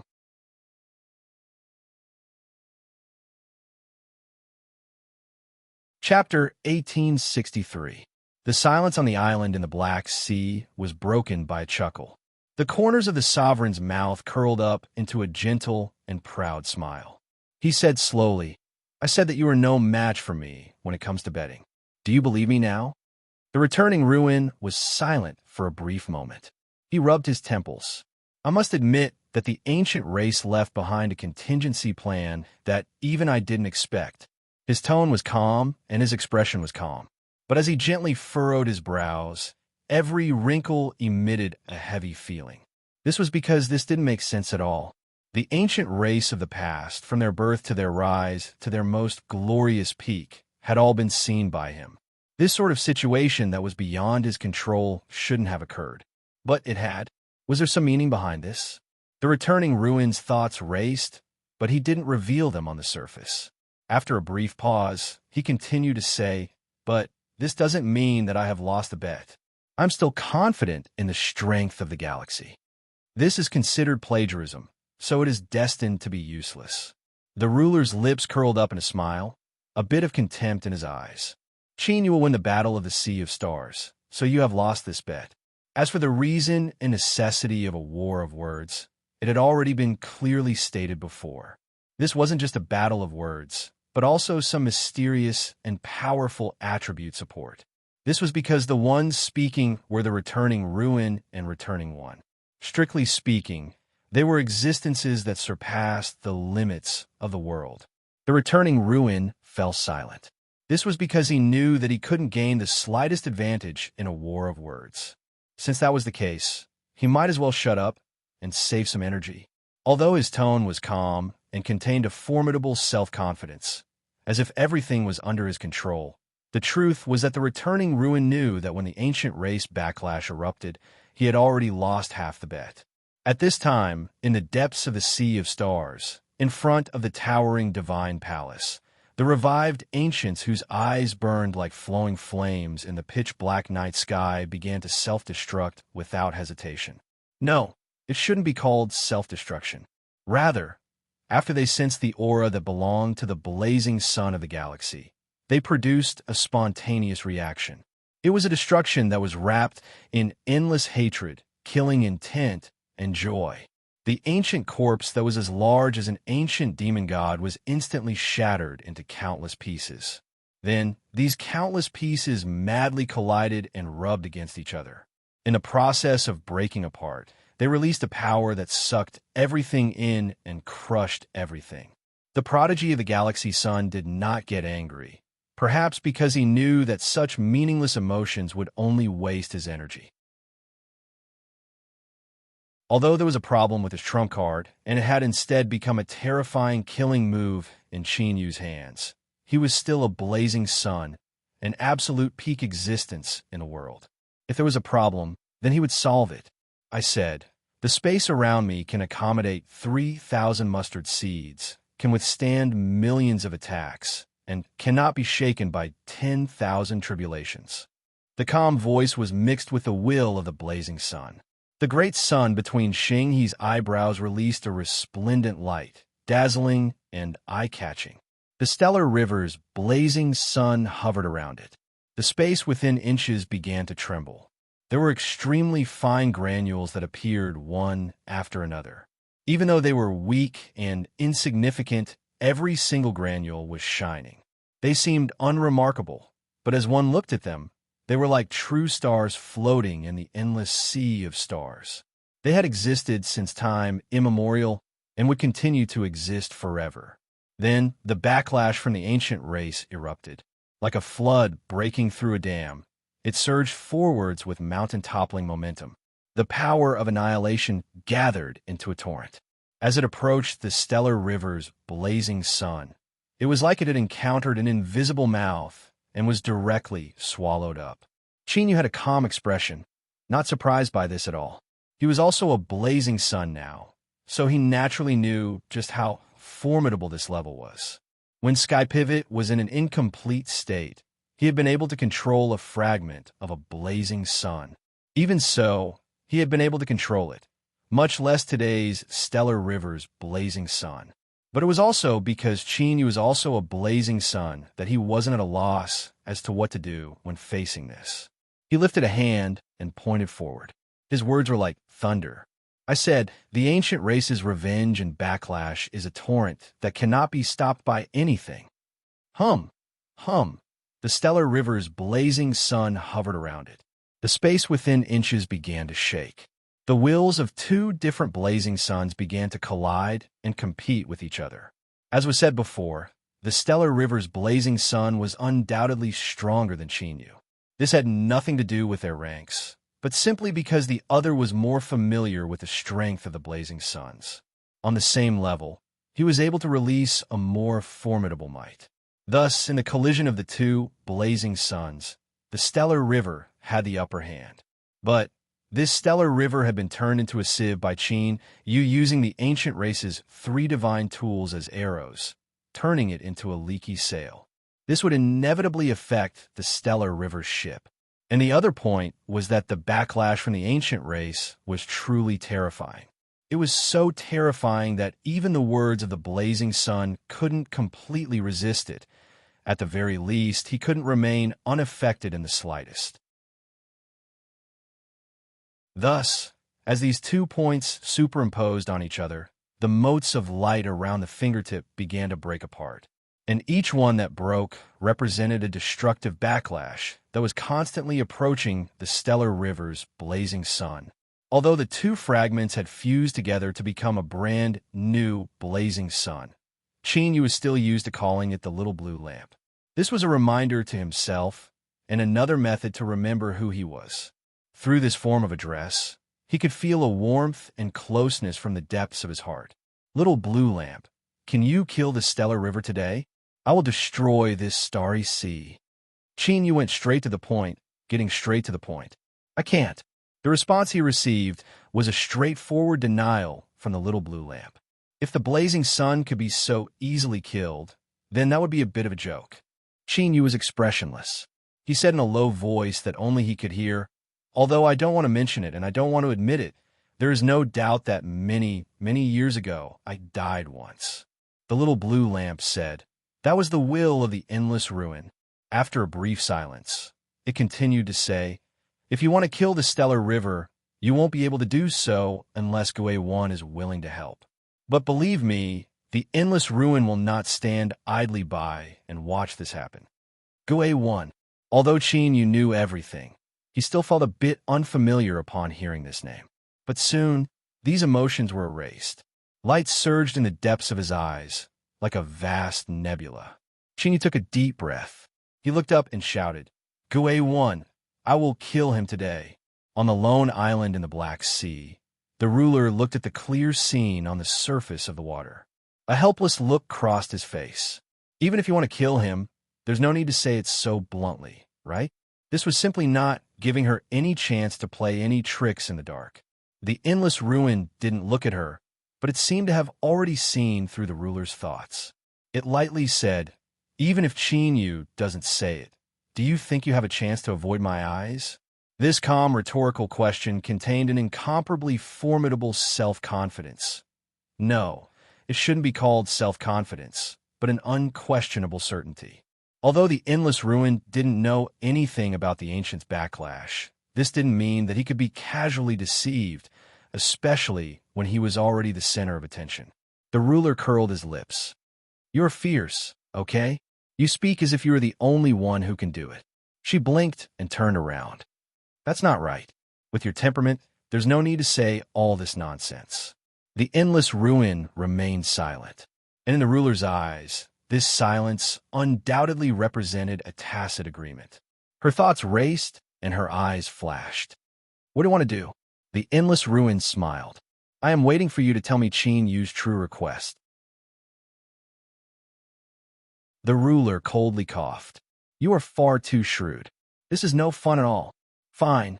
Since everyone can see through it, then I will speak frankly. I am willing to give you a chance to redeem your bet.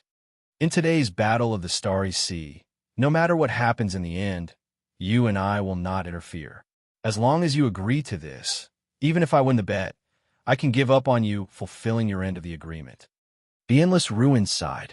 I really can't figure out where Qin Yu's confidence comes from, and why you have such strong confidence in him. Women are always more emotional than rational. At least I'm like this. So, it is best if you don't think too deeply about what I am thinking. That is different from your gender. If you think too much about it, you might become a pervert. The ruler smiled.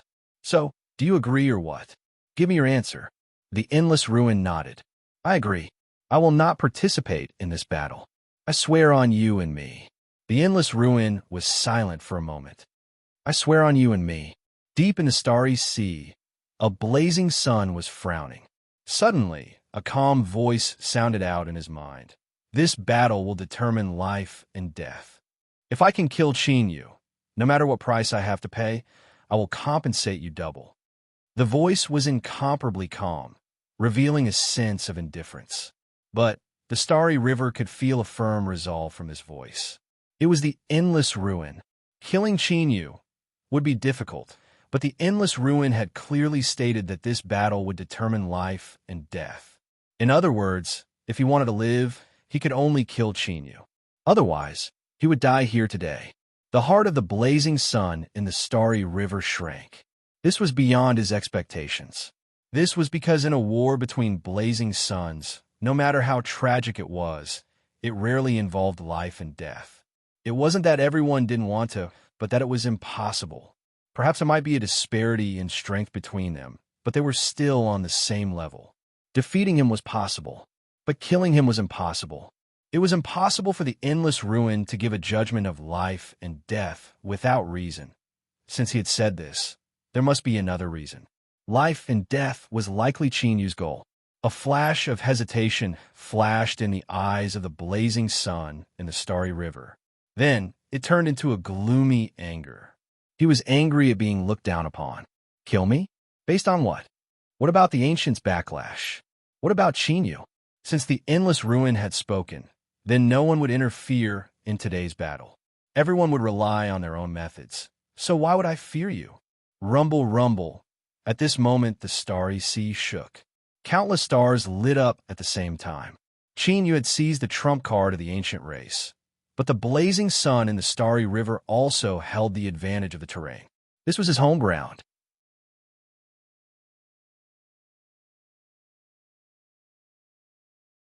Chapter 1864. The blazing sun hung high above the heavens and earth, illuminating all things in the world. It was already radiant to begin with, but now it became even more dazzling. Thus, the home field of this blazing sun naturally possessed an incomparably dazzling majesty and boldness. This was enough to support a formidable effect that matched one's own level. It could help the blazing sun control release a formidable strength within this range, increasing its own limits. Thus, when this starry sea moved, a vast strength would shake, descending upon Qin Yu like landslides and tsunamis. Although it couldn't directly wound the blazing sun control, it was still enough to form a terrifying suppression. It was like a mountain was placed on his back, making every step he took and every breath he took difficult. Of course, as the starry sea suppressed Chinyu, the strengthening of the blazing sun control was also quietly occurring. The increasingly bright, miniature blazing sun between his eyebrows was the best evidence of this. As he stood in his home field and felt his own strength, the blazing sun of the galaxy subconsciously narrowed his eyes. He looked at Chinyu across from him. He really couldn't figure out why this person would have such arrogant courage to even think of trying to kill him. But since this thought appeared in his mind and alarmed Sir Sinkhole, Chinyu would inevitably take action. As he said just now, the blazing sun control was puzzled. But as long as Chinyu had such arrogant thoughts, he would definitely do something extraordinary. If so, then there would be a chance to kill Chinyu and help Sir Sinkhole eliminate this great calamity. No matter the price.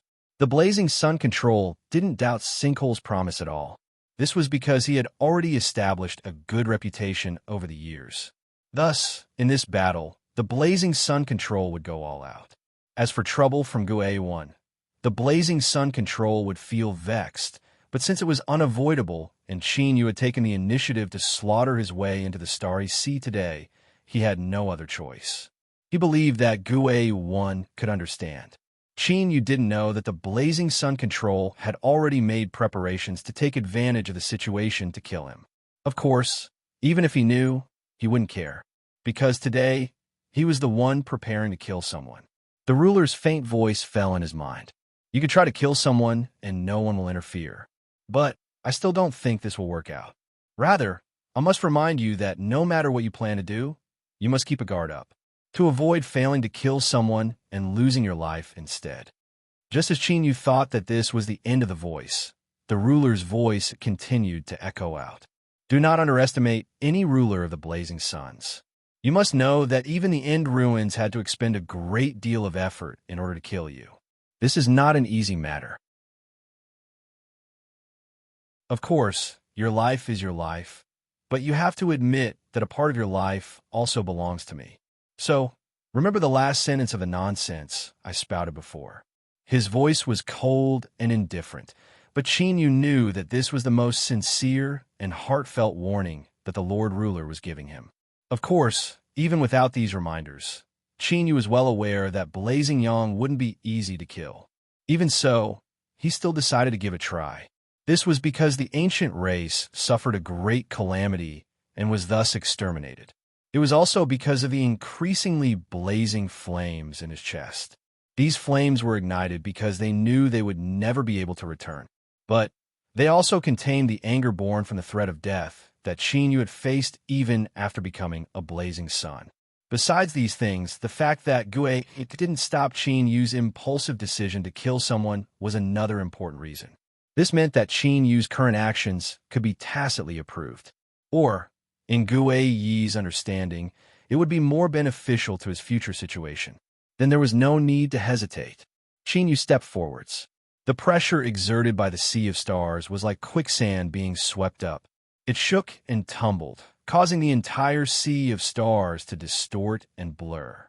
The ancient race's backlash continued, but it was clear that it wasn't enough to cause fatal damage to the galaxy's blazing sun. Then there was no need for this backlash to continue. It could transform into another form of existence and continue its original goal. Within his soul space, the incarnation of the cosmic sea crossbell, Mimi suddenly stepped forwards. Then, with this step, she stepped out from between Chinyu's eyebrows and descended into the sea of stars. Looking up at the galaxy's blazing sun, her eyes were calm and indifferent. But hidden within this calmness and indifference was an endless chill. This was because she was created to wait for Chinyu to appear. This was her mission, and this mission also contained an even deeper meaning. That was to help Chinyu complete his revenge against the ancient race. To completely overturn that high and mighty blazing sun. It was like this in the different world hidden deep in the eternal sea, and it was also like this now. Meimei took a step forward. She didn't do anything, but the self-detonation of the ancient continued to release a backlash. After a brief pause, it howled over from all directions and fused into Mei Mei's body. Her eyebrows furrowed together, as if she couldn't withstand this strength that was far too strong. Thus, she revealed a pained expression, but she soon composed herself. She turned towards Qin Yu and revealed a faint smile. She lowered her head and bowed. "Please kill him." Qin Yu's eyes were calm. He was well aware that if Mimi absorbed all of the ancient race backlash strength, she would eventually welcome her own destruction. But this was her destiny to begin with. Or it could be said that this was the mission she was entrusted with when she was born, and also her own choice. Space shook, and the ancient race's 3 divine tools appeared.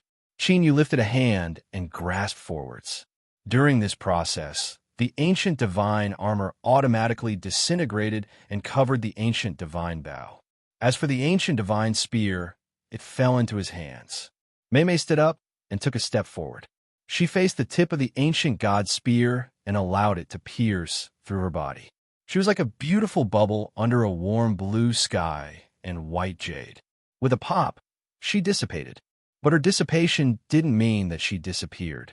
Rather, she used another method to fuse the ancient race backlash strength with the strength of the cosmic sea crossbell before pouring it into the ancient divine spear. This was a deep red color, like boiling magma. As it poured into the surface of the ancient divine spear, it seemed slow, but the speed was actually astonishing. It soon covered the entire spear, adding a layer of red to the incomparably domineering ancient divine spear, making it seem even more fierce and bloody. Qin Yu was suddenly enlightened. So there were more than 3 inherited divine tools of the ancient race. Besides the ancient divine spear, ancient divine armor, and ancient divine bow, there was also a bell. But the cosmic sea cross bell was different from the other 3 divine tools of the ancient race. It was truly in a semi-finished state, and it was only today, after absorbing the ancient race backlash strength, that it was completely forged. Moreover, it could only be used once. He lifted a hand and drew back the bowstring. Today, the 4 divine tools of the ancient race had gathered together. With the blood of the blazing sun of the galaxy, he would sprinkle it over the entire sea of stars to comfort the ancestors of the ancient race who died in the great calamity of the past and were humiliated to this day.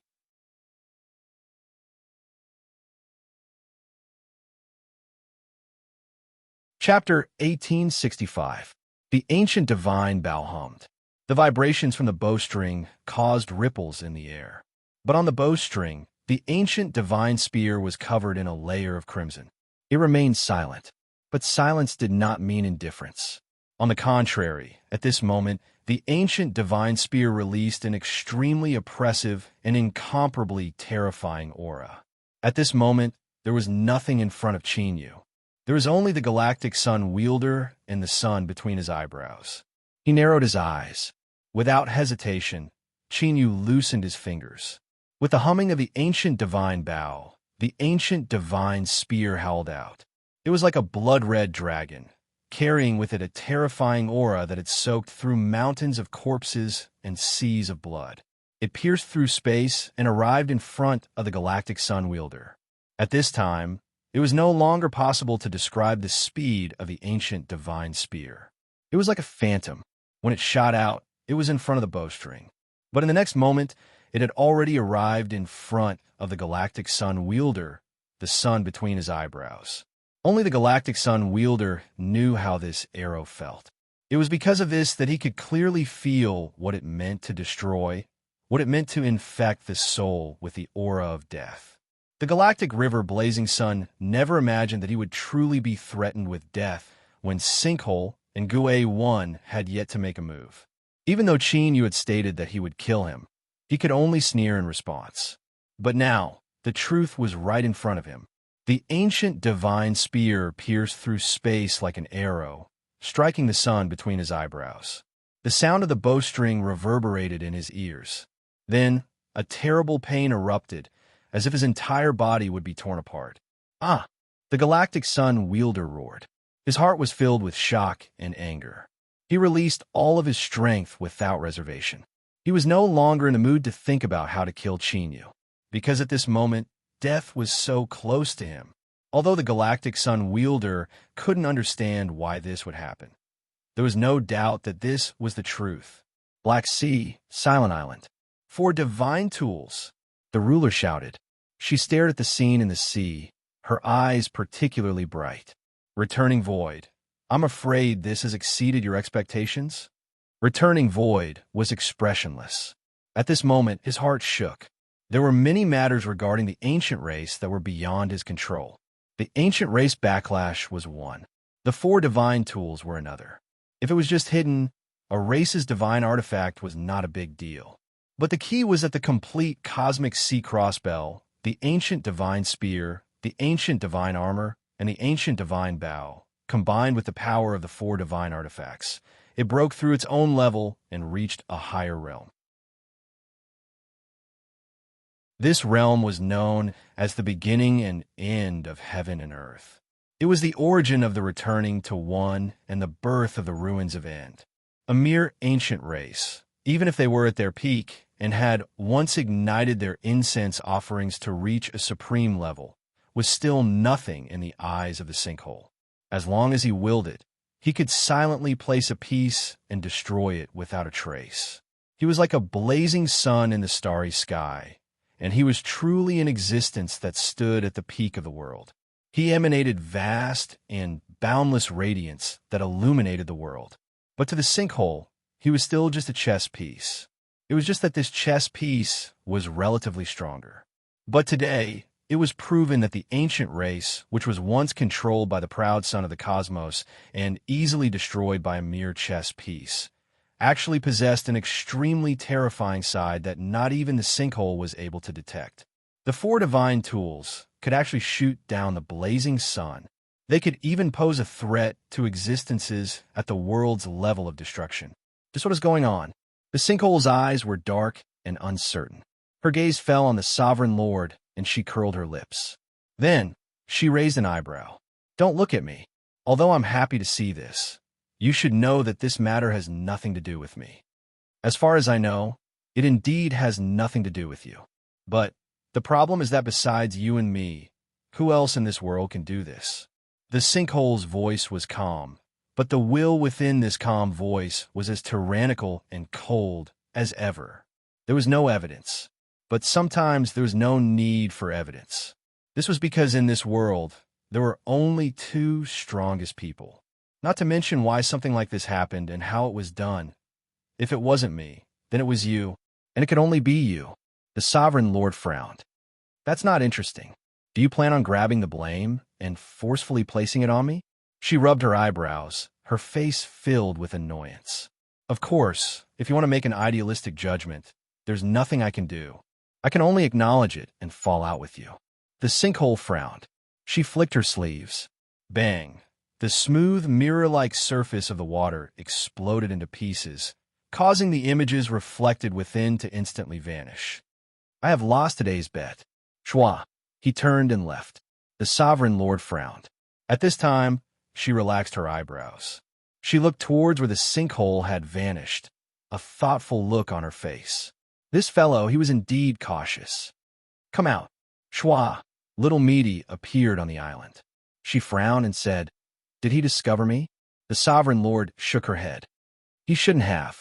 After all, when it comes to concealment, we're a bit stronger. She sucked in a deep breath.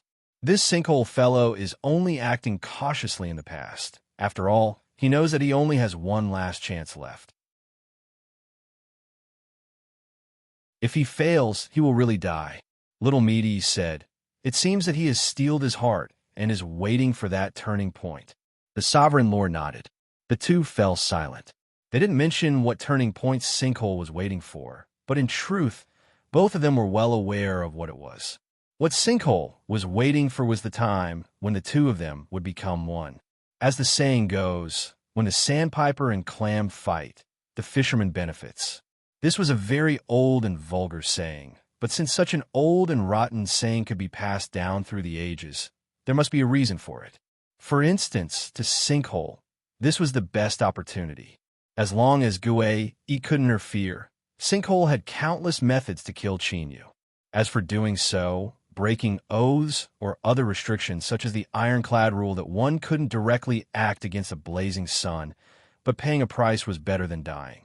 Moreover, to Sinkhole, no matter how terrifying the price was, it was in fact still within an acceptable range. This was because as long as he didn't die, with his level, all damage to the Tao would be repaired with the passage of time. But Chinyu was dead.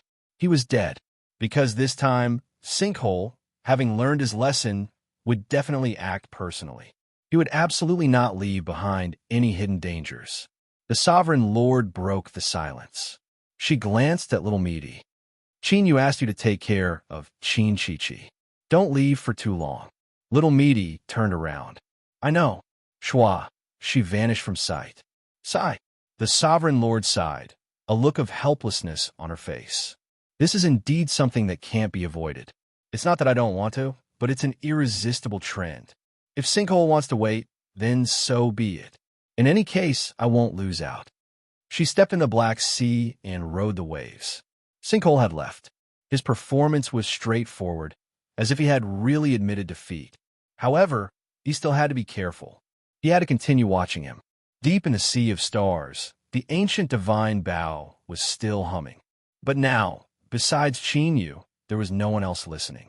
This was because at that moment, the blazing sun between Xing He's eyebrows had shattered. His flesh and hard skull had been pierced by the ancient divine spear. There was no scene of red and white splattering, but the dark red blood that flowed from the wound was still shocking. His eyes were wide open, but his pupils were already unfocused, and the light that surged within them had long since disappeared. Now, all that was left was shock, anger, and disbelief. Clearly, he had never imagined that he would die, but he was already dead. He had to die. He had to die. At this moment, the world fell deathly silent. Besides the two that had already decided victory and defeat and left, the other blazing suns that had been silently watching the battle fell into an even deeper silence. This silence wasn't one of indifference and condescension.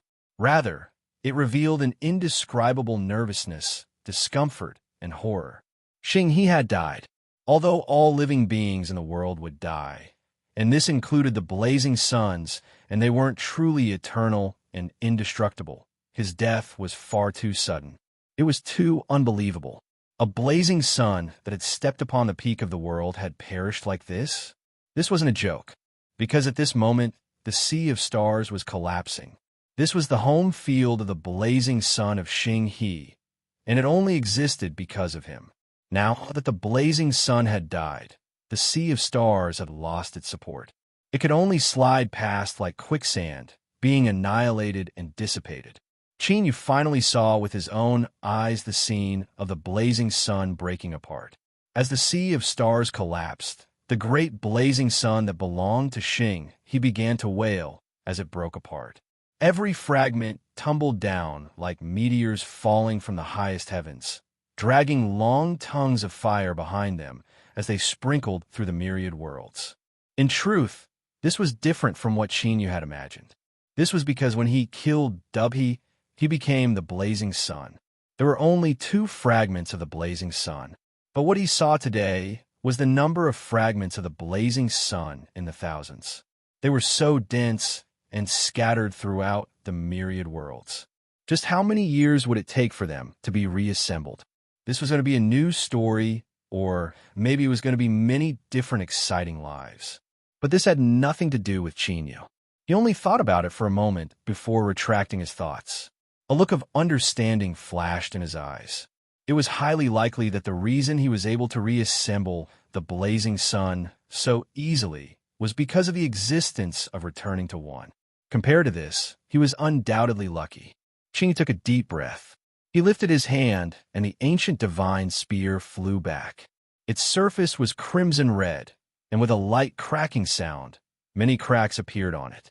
Then it began to peel off piece by piece, turning into powder in midair. A beautiful figure appeared in this crimson powder. Perhaps because her mission had been accomplished, her eyebrows relaxed, and she revealed a happy smile. She respectfully bowed to Chinyu, her voice silent. "Goodbye, master."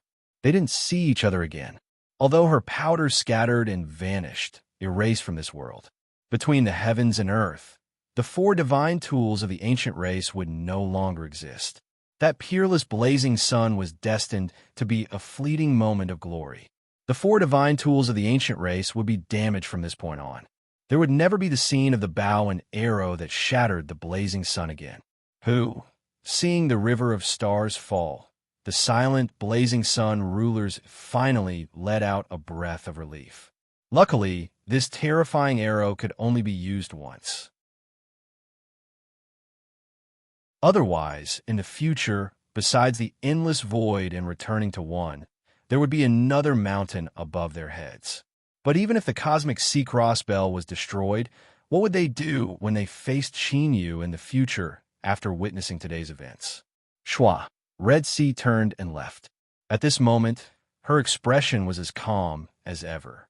But a trace of paleness crept onto her cold and indifferent face.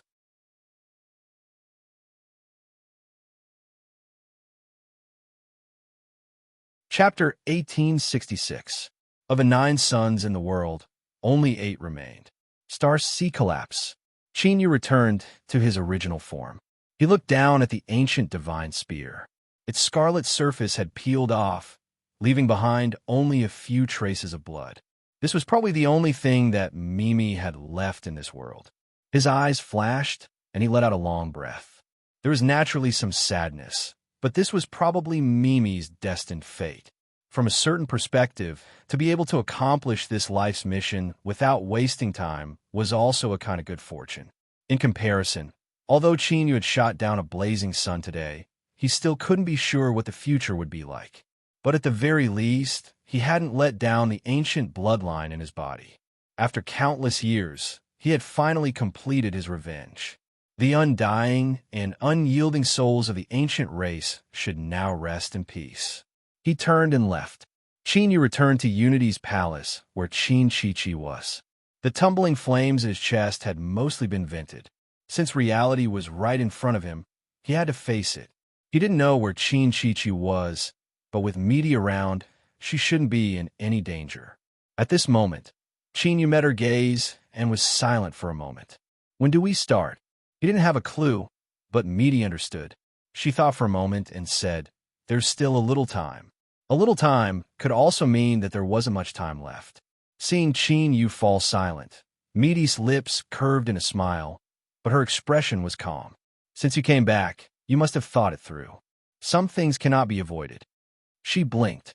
"After becoming a blazing sun, your first battle was to kill Galaxy, someone at the same level. How does it feel?" "Nothing much." After a moment of silence, Chinyu slowly said, "Killing isn't something that makes one happy, especially since I lost a friend because of it." He waved his hand and brushed the matter aside. He said in a deep voice, "The sinkhole will definitely kill me." Misty nodded. "That is certain. I don't want to die." "No one wants to die, but that doesn't depend on one's will."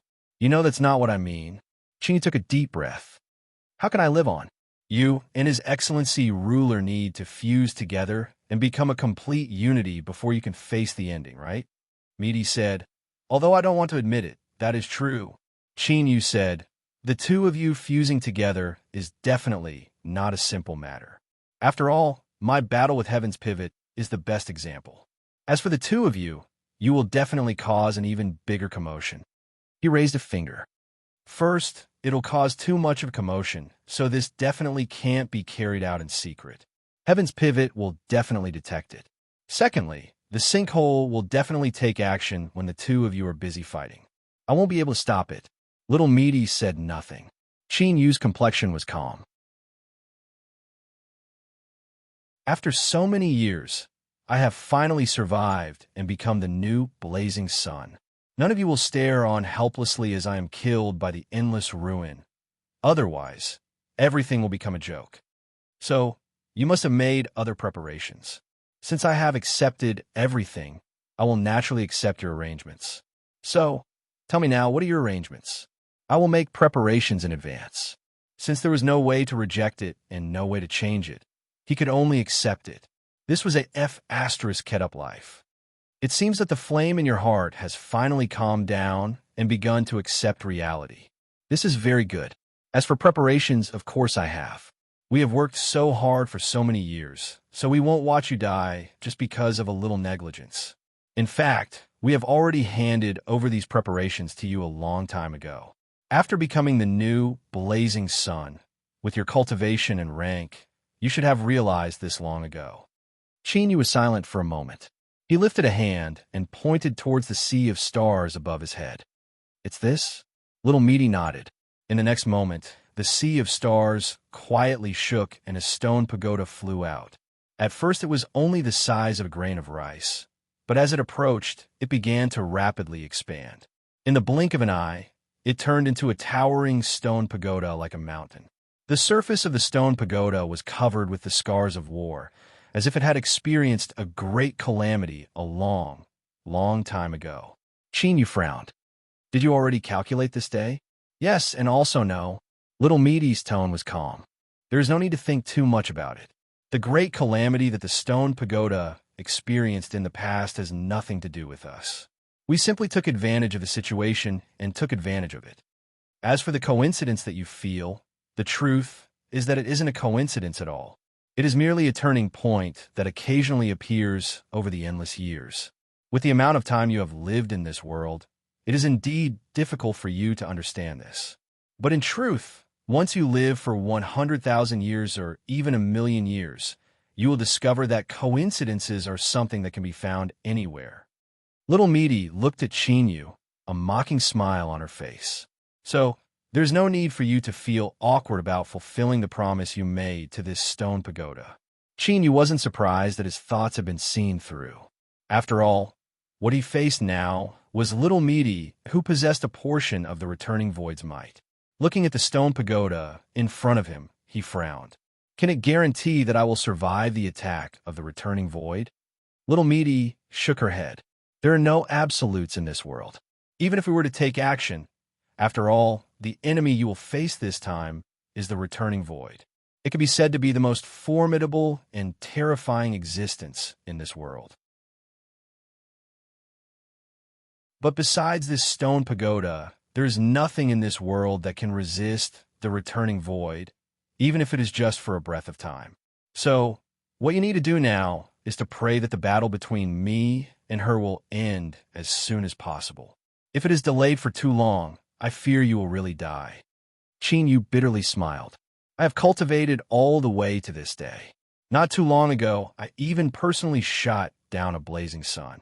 But in the end, I cannot control my own destiny.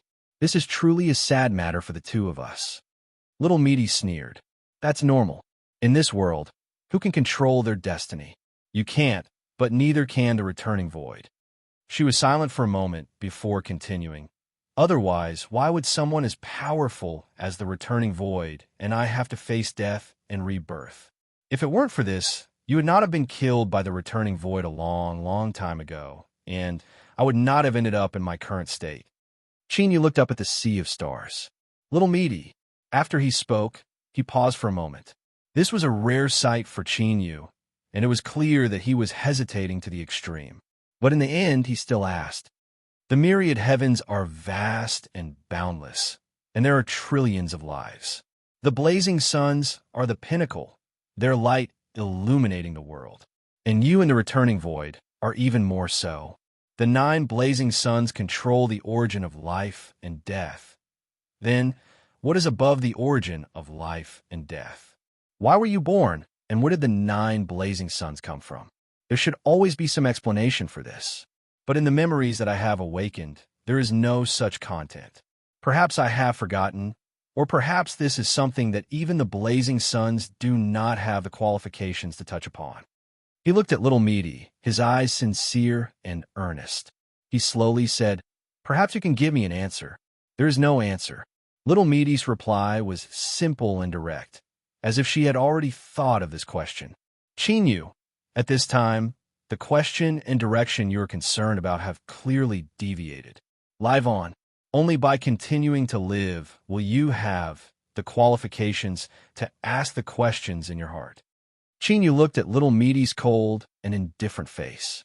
He was sure that he wouldn't obtain an answer today, but at the same time his intuition told him that little Meaty definitely knew something. He lifted a hand and pointed at the stone pagoda. Does it come from above the origin of life and death? This was a very simple judgment. The returning void and returning one were the most formidable existences in this world. According to Qin Yu's speculations, as long as they were willing to pay a certain price, they could even easily kill a blazing sun. How could such a formidable returning void be easily blocked by a stone pagoda? This didn't conform to logic, because in this world, the only thing that could resist the returning void was returning one. Since the stone pagoda could do so, there was only one explanation. It came from a higher plane, thus it possessed an even greater might. And this was also the key reason why Qin Yu had suddenly asked this question. Qin Yu had never given up on the possibility of them returning. Indeed, this was something that returning one could not accomplish. But this didn't mean that it was impossible. Since there really was an existence above the origin of life and death, then as long as they lived on, there would still be a chance. Little Meaty's eyes were calm. She looked at Qin Yu as if she had seen through his true thoughts. She lightly said, "You are very smart. This should be the answer. But whether or not it can receive an answer is up to it." Qin Yu looked at the stone pagoda. After a long silence, a deep voice echoed out from the stone pagoda. The consciousness that had been silent for so long finally gave a response. Yes. It was only one word, but it was enough. In the depths of Qin Yu's eyes, a brilliant light exploded. The most helpless and frightening thing in life was probably to fall into a hopeless situation with no hope at all. But as long as there was a glimmer of hope, they would have the courage to continue fighting and persevere. For instance, Qin Yu. Otherwise, he would really be at a loss. Especially after killing Xing He. Watching the sea of stars collapse in front of him, he suddenly felt endless loneliness and emptiness. It was as if there was no direction in the future. Qin Yu took a deep breath and said, "I will live on." His voice was calm, but incomparably powerful. Meaty turned and looked at the sea of stars. "Qin Yu, sometimes I really don't understand just what sort of person you are. Living is a matter that only concerns oneself. There is no need to involve this matter with others. But in this life of yours, it seems that you have never truly lived for yourself. There are always all kinds of fetters." Qin Yu thought for a moment and said, "Perhaps what you say is correct, but I believe that living has never been something that only concerns oneself. Otherwise, it would be too selfish and too lonely. In a long and endless life, there should always be some companionship by one's side. There should always be some warmth that cannot be forgotten. Otherwise, even if one lives for thousands or tens of thousands of years, even if one lives and perishes together with the world, so what? You're nothing more than a cold stone, a dry piece of wood. Everything else is meaningless." Little Meaty didn't speak. She only narrowed her eyes. She thought that it was probably because of your foolish persistence that I chose you in the past, and I still choose you now. As for the future, as well as the origin of life and death, I'll leave those matters to you to continue worrying about. I've had enough fun.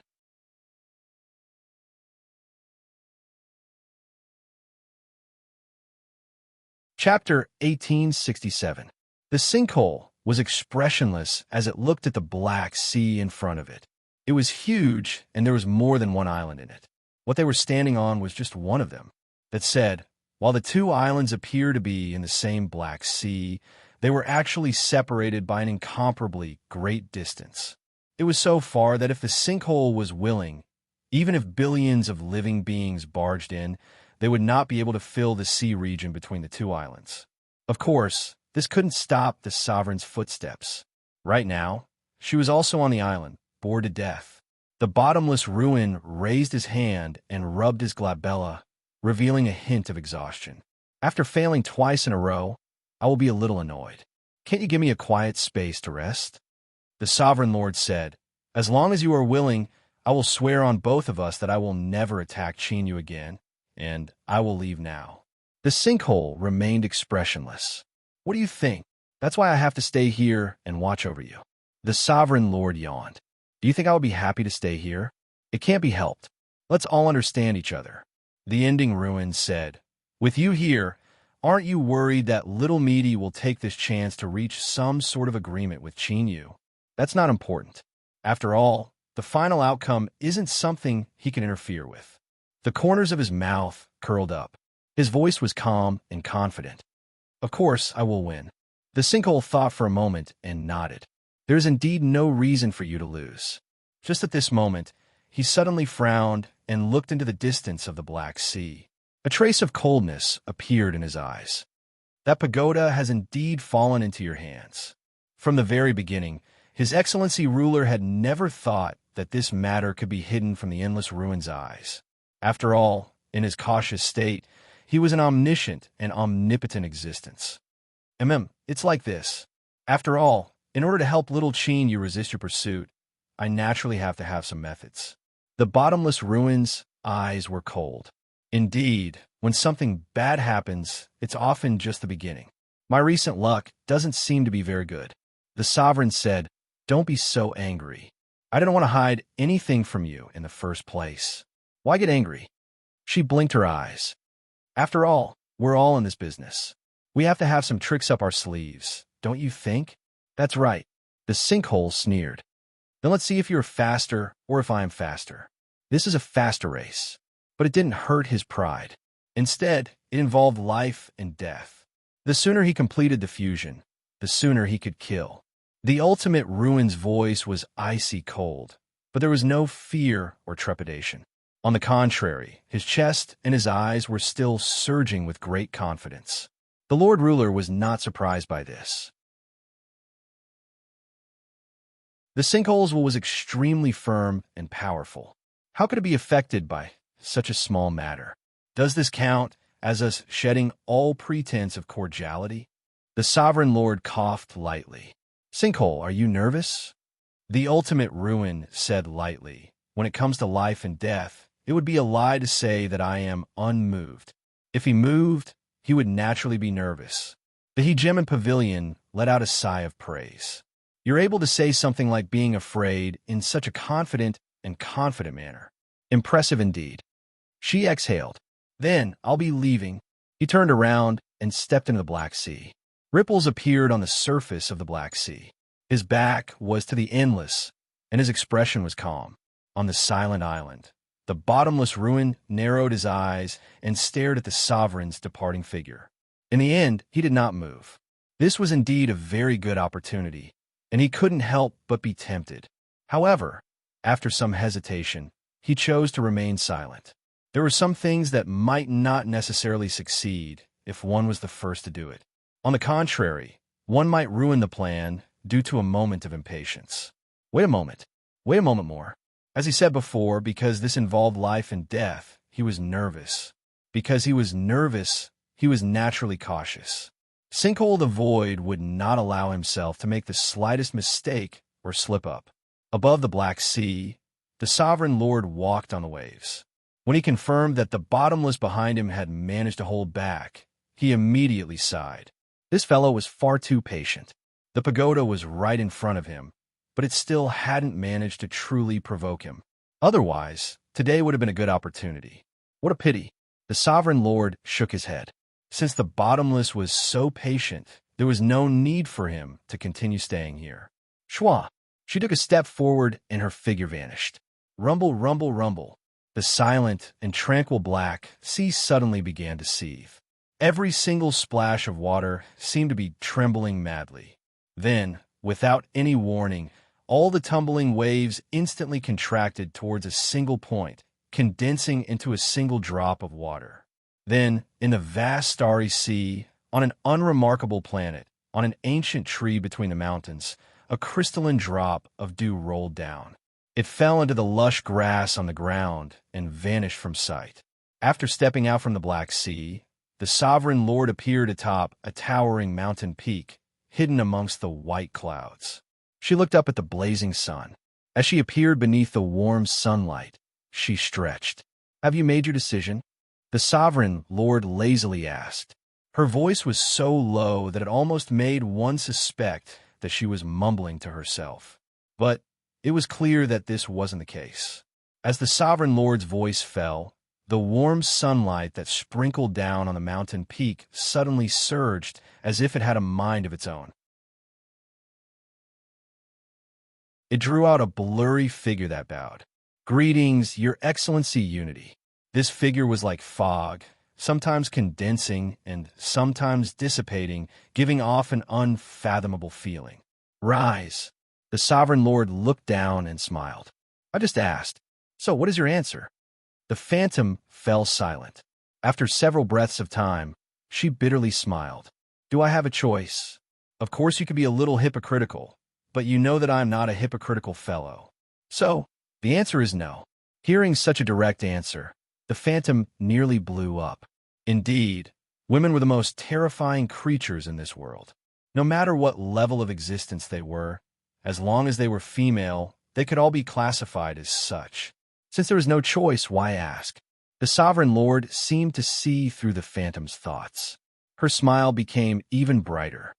"Even so, there must always be a fig leaf so that I don't lose face. After all, I'm such a great figure, so I need to have a bit of face." Direct enough. The phantom's heart trembled. It knew that since the sovereign lord had even said something like having a bit of face, it was clear that he no longer had any patience. Of course he could turn hostile. With its method of existence and rank, even if it wasn't a match for Unity and the Endless Ruins, it could still cause a bit of trouble. But the problem was that causing trouble was meaningless. What was lost could not be recovered and would only cause one to fall into an even more difficult situation. "I agree," the phantom said in a low voice. "Your Excellency Unity, I trust in your character and your promises. I ask that you do not disappoint me." The sovereign lord snapped his fingers. "Of course, you should know that if I say I will do something, I will definitely do it." The phantom bowed. Then, with a flash of light, it vanished. "It's done." The sovereign lord smiled, a trace of satisfaction on his face. He thought that although this move was exquisite, it still couldn't be hidden from the Endless Ruins.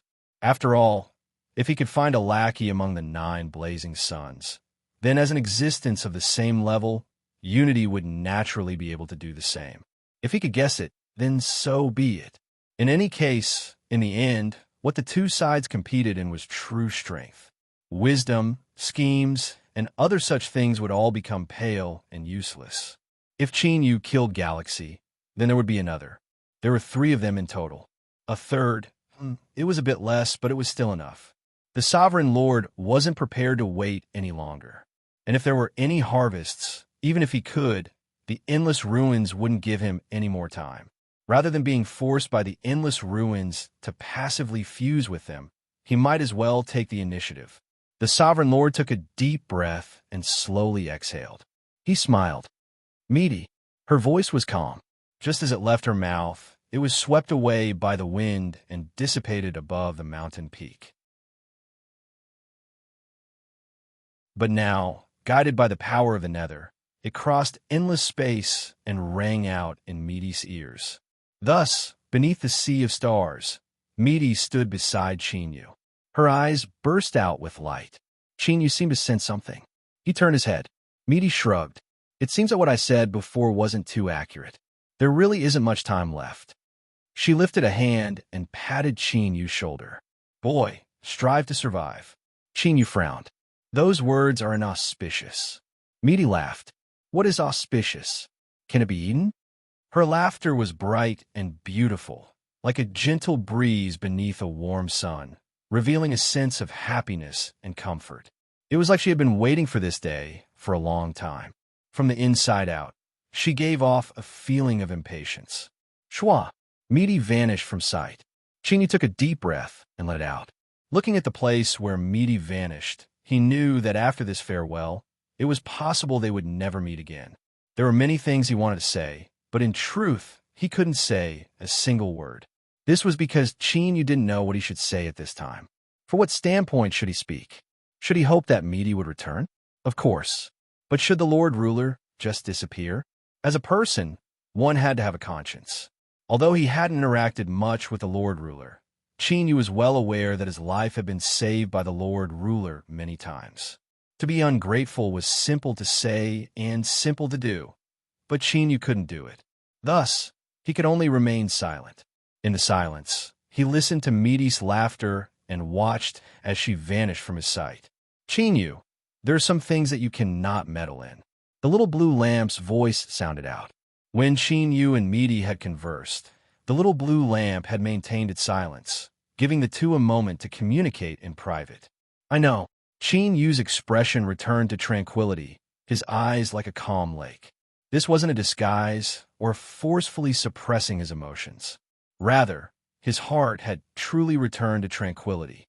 Since there was an even higher level above the origin of life and death, and they even had a chance of returning, then there was an even greater chance that Misty and the Lord Ruler would return. Thus, he couldn't die. No matter what, he couldn't. Chinyu looked up at the sea of stars.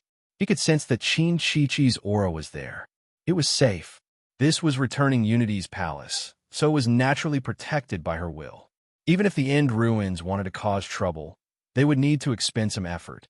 And at this time, the End Ruins wouldn't be willing to disperse its strength. With a step, Chinyu left the sea of stars. Let's make our preparations. When the Lord Ruler fused with Misty and returned to his complete state, the End Ruins would definitely act. Swish! Chinyu's figure appeared in the desolate domain. Below him was the great Qin's Xianyang, because this was his great Qin. Here, Chinyu was in his strongest state.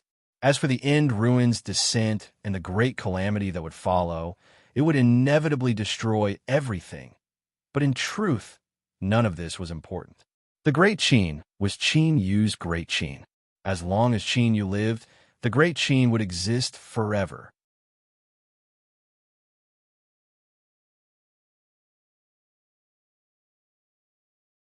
Chapter 1868.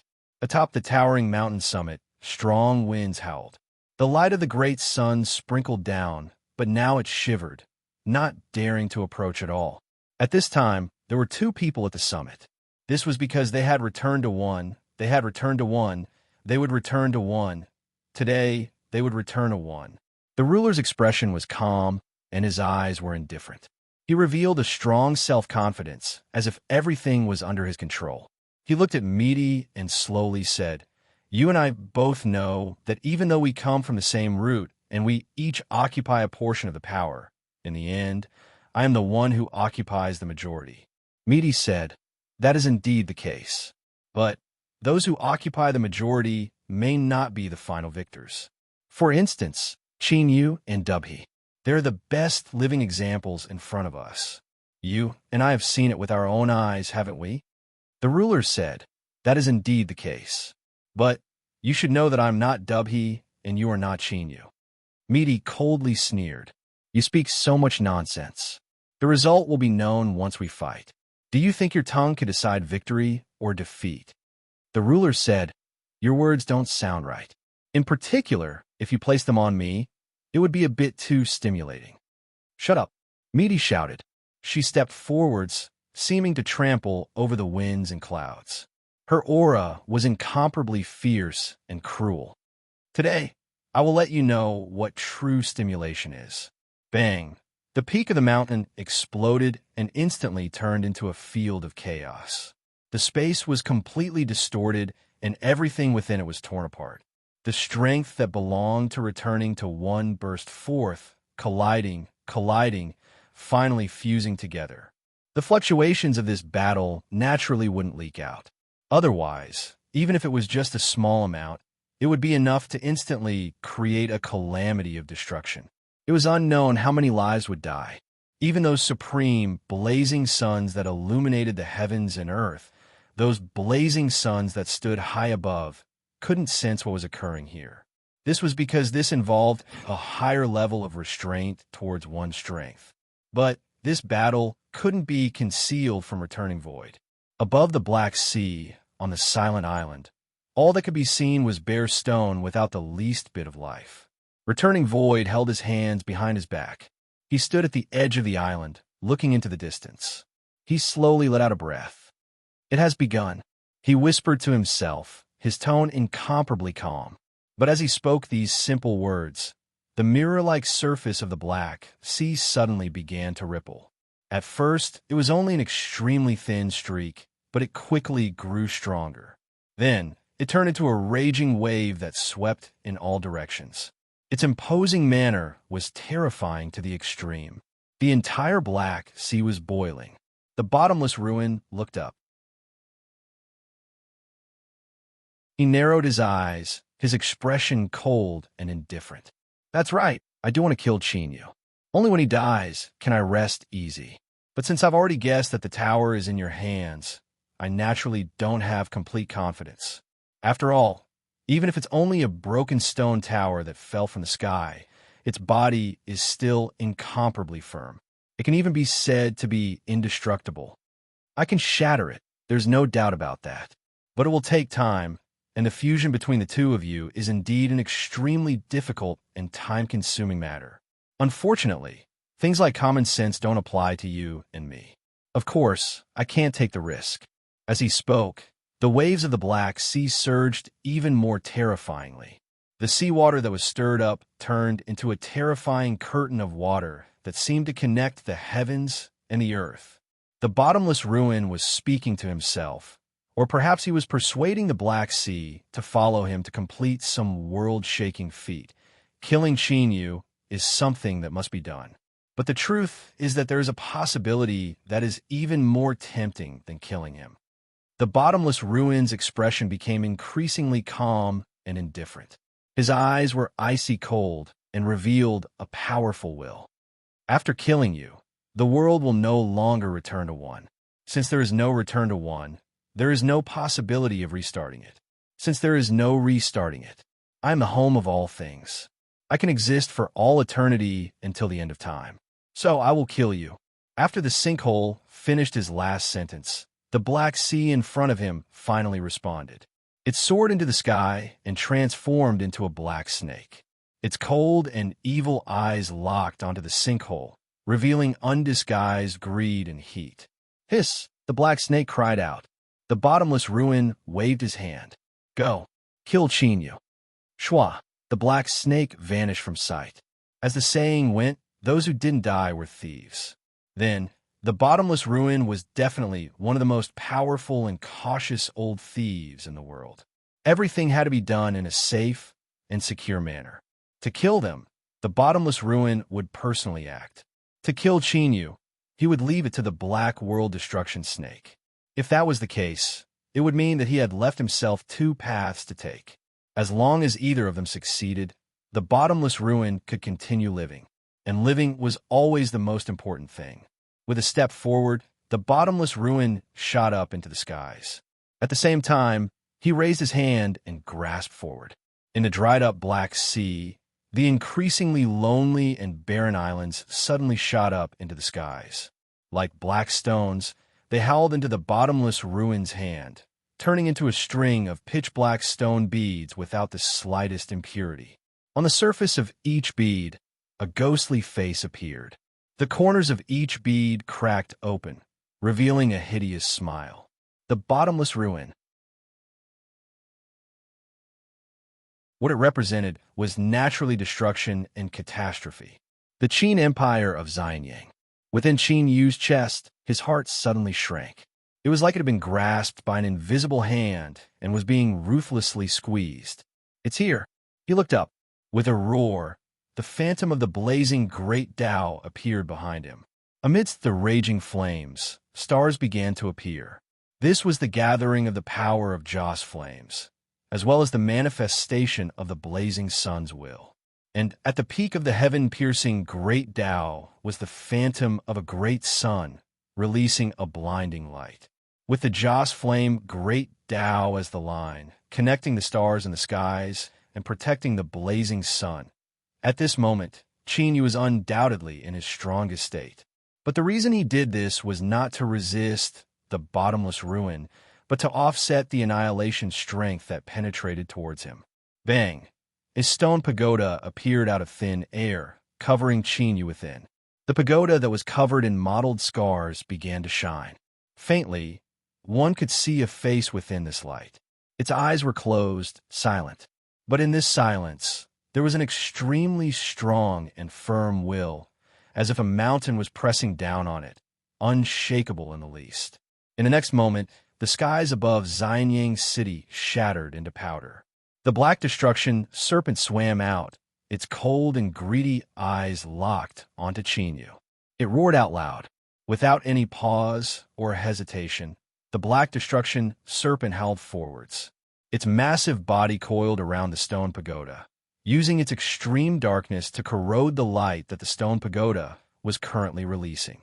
The face in the light frowned for a moment before returning to tranquility. This was a war between light and darkness. In fact, it could even be regarded as the highest level of war between light and darkness in the myriad heavens. But within the stone pagoda, Chinyu frowned, a heavy expression on his face. It wasn't because the strength of the black destruction serpent was too terrifying. On the contrary, it was much weaker than he expected.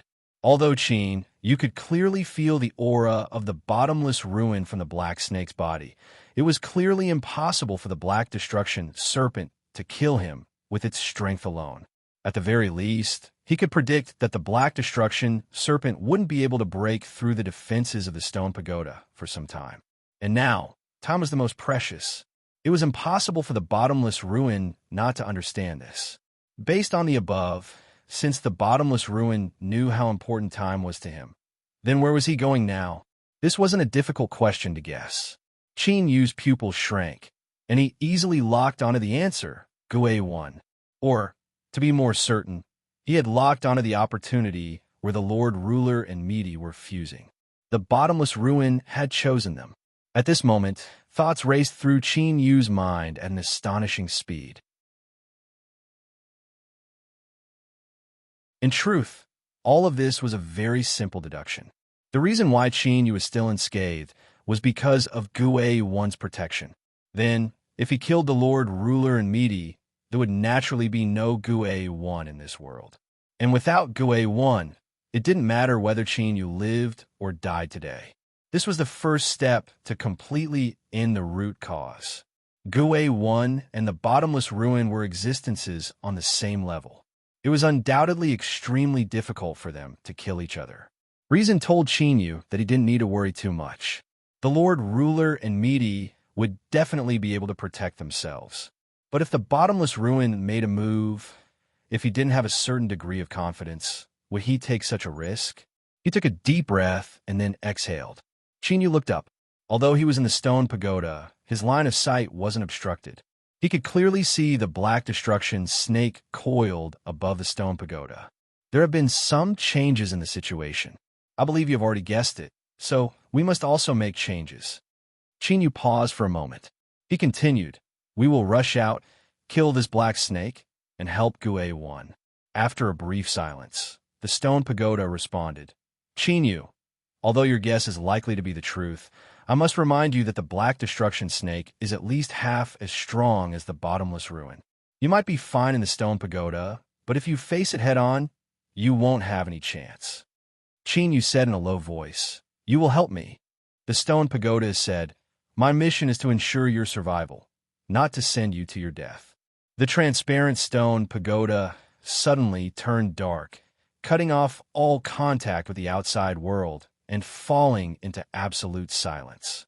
In the darkness, Yu frowned. "You want to trap me here?" The stone pagoda said, "I need you to live." At the summit of the mountain, the vast and mighty tide of chaos rumbled and roared. But this wasn't true silence. Rather, it was isolated by an invisible will, so it was only within a range of 10,000 feet. Although it seemed to be only 10,000 feet, that was only relative to this world. The space within had already been stretched out and stacked upon each other. It was truly vast and limitless. The Lord Ruler and Misty were fusing together here. Suddenly, a crack appeared on the surface of the chaos tide. It was like it was being grabbed by an invisible hand and forcefully torn apart. Like this, Gue 1's figure suddenly appeared.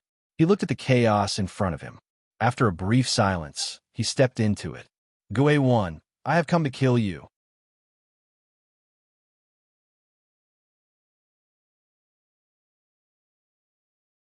Chapter 1869. This was indeed an unexpected move.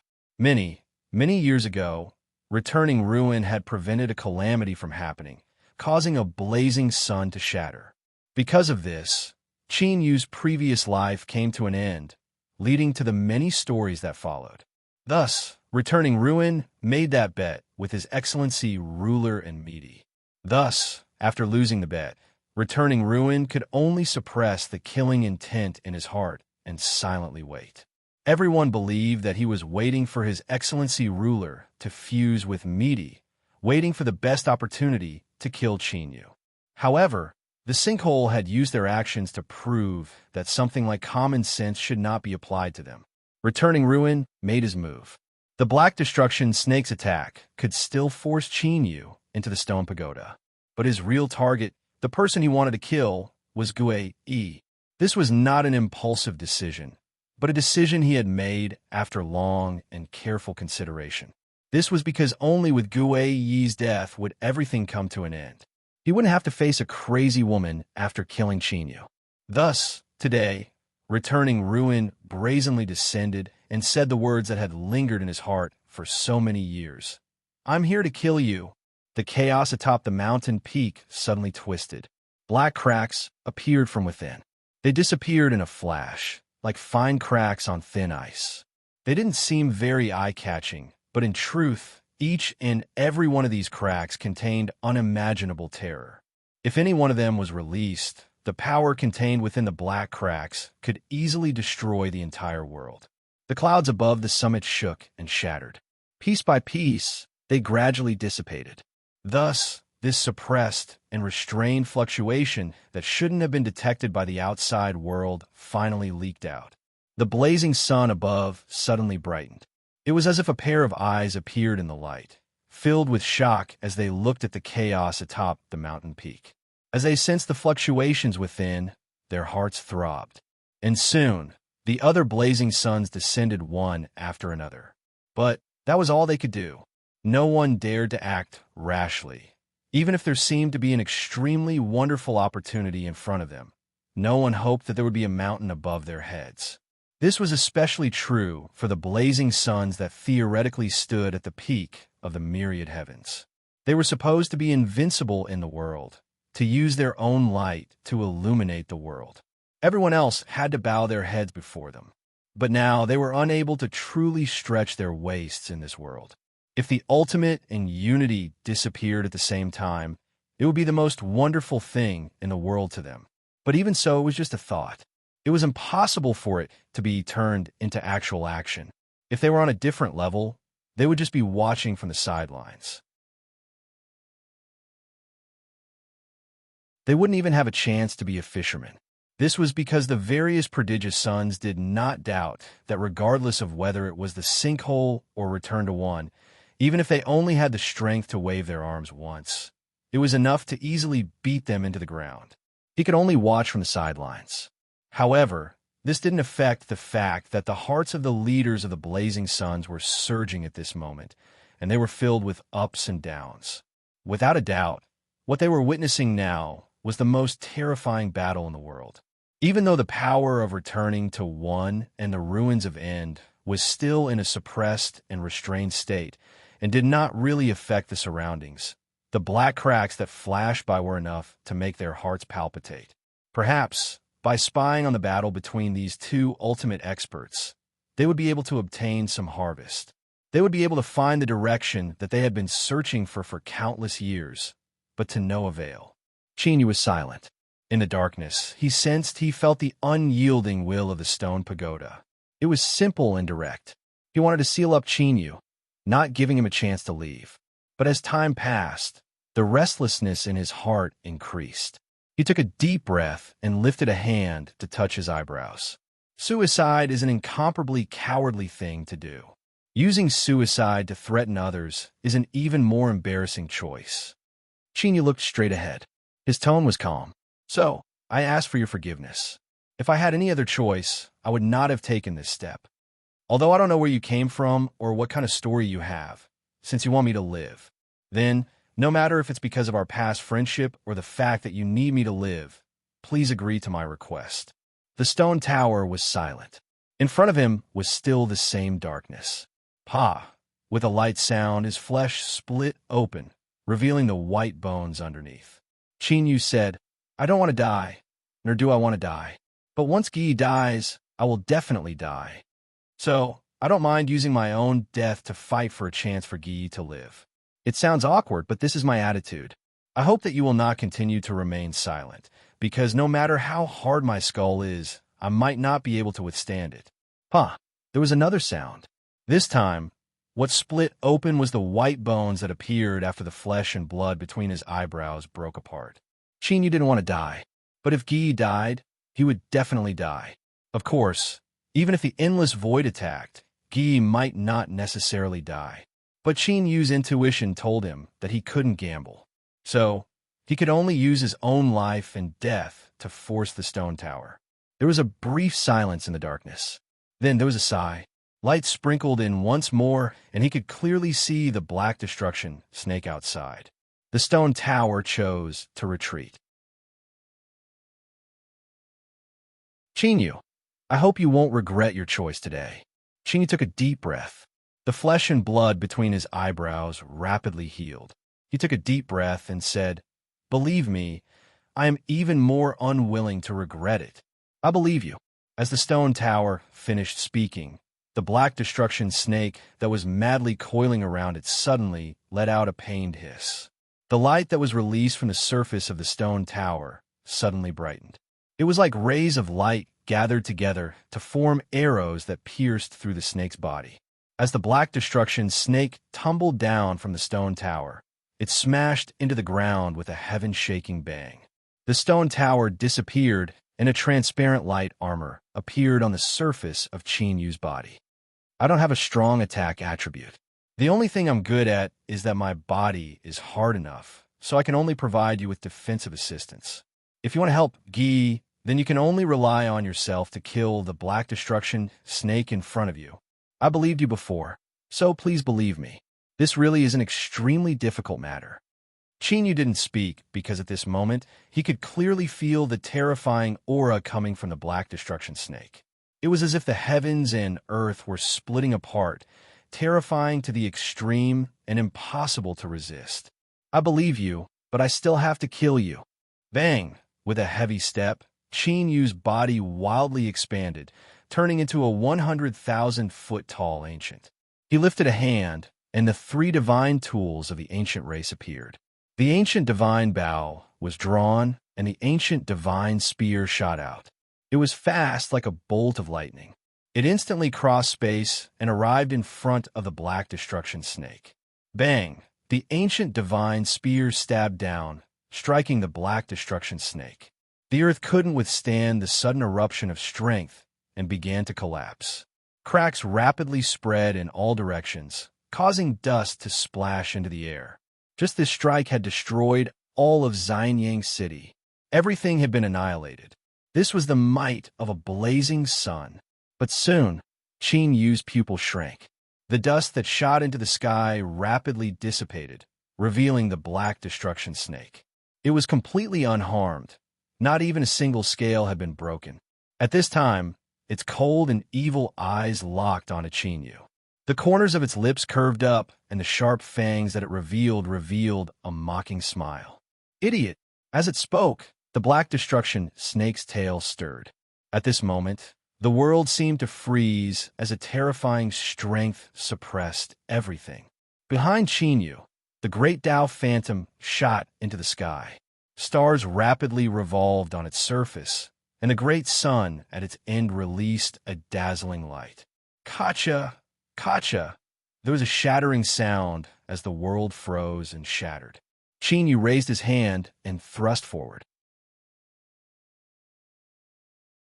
The black destruction snake was shaken back, but Chinyu's performance was even more miserable. He was like a bug that had been swept up by a strong wind. He tumbled around in the air before finally falling to the ground. "Chinyu, You still don't understand. Although I am not from the sinkhole, I possess the strength of the sinkhole. So what if you're a blazing sun? In front of me, you are still an ant. The great destruction snake's voice was cold as it opened its mouth and swallowed. Thus, wherever its mouth went, everything in the world collapsed, turning into powder that howled into the mouth of the great destruction snake. With a breath and a swallow, Chenyu was forced into a desperate situation.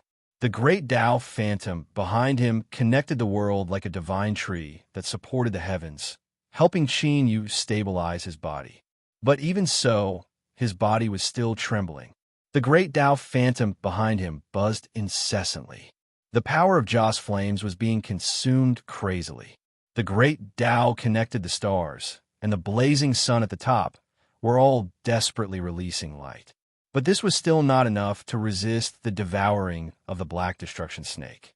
Chenyu could clearly feel that his great Tao was unstable, and as time passed, it was becoming stronger bit by bit. When this instability broke through a certain limit, the great Tao would collapse and even lead to a series of backlashes. This was because Chenyu's great Tao was no longer just a simple manifestation of the great Tao of Joss flames. It connected the stars in the sky and held up the blazing sun. This was the manifestation of Chenyu's strongest state. Once it shattered, he would be severely injured. Chenyu narrowed his eyes and looked at the great destruction snake opposite him. He suddenly said, "You said that your defense is pretty good?" The light armor emitted the fluctuations of the stone pagoda's consciousness. "Yes, I believe you." The stone pagoda's consciousness fluctuated heavily. "What do you want to do?" Chenyu said, "My many experiences in battle have taught me a truth. Most strong fortresses are broken from the inside first. The black destruction snake is very strong, stronger than I expected. It is indeed too difficult to kill it, and I don't have much confidence in it. So I have to take some risks. What do you think?" As the stone pagoda commented, "You really are a crazy fellow." Chenyu leapt forward and gave up resisting. Whoosh, like a stone, he pulled up a stream of light and sank into the great destruction snake's mouth. A trace of mockery flashed in the cold and cruel snake's eyes. "Chenyu, you really are stupid. I have already told you that I have the strength of the void ending, yet you still dare to break into my stomach. Courting death."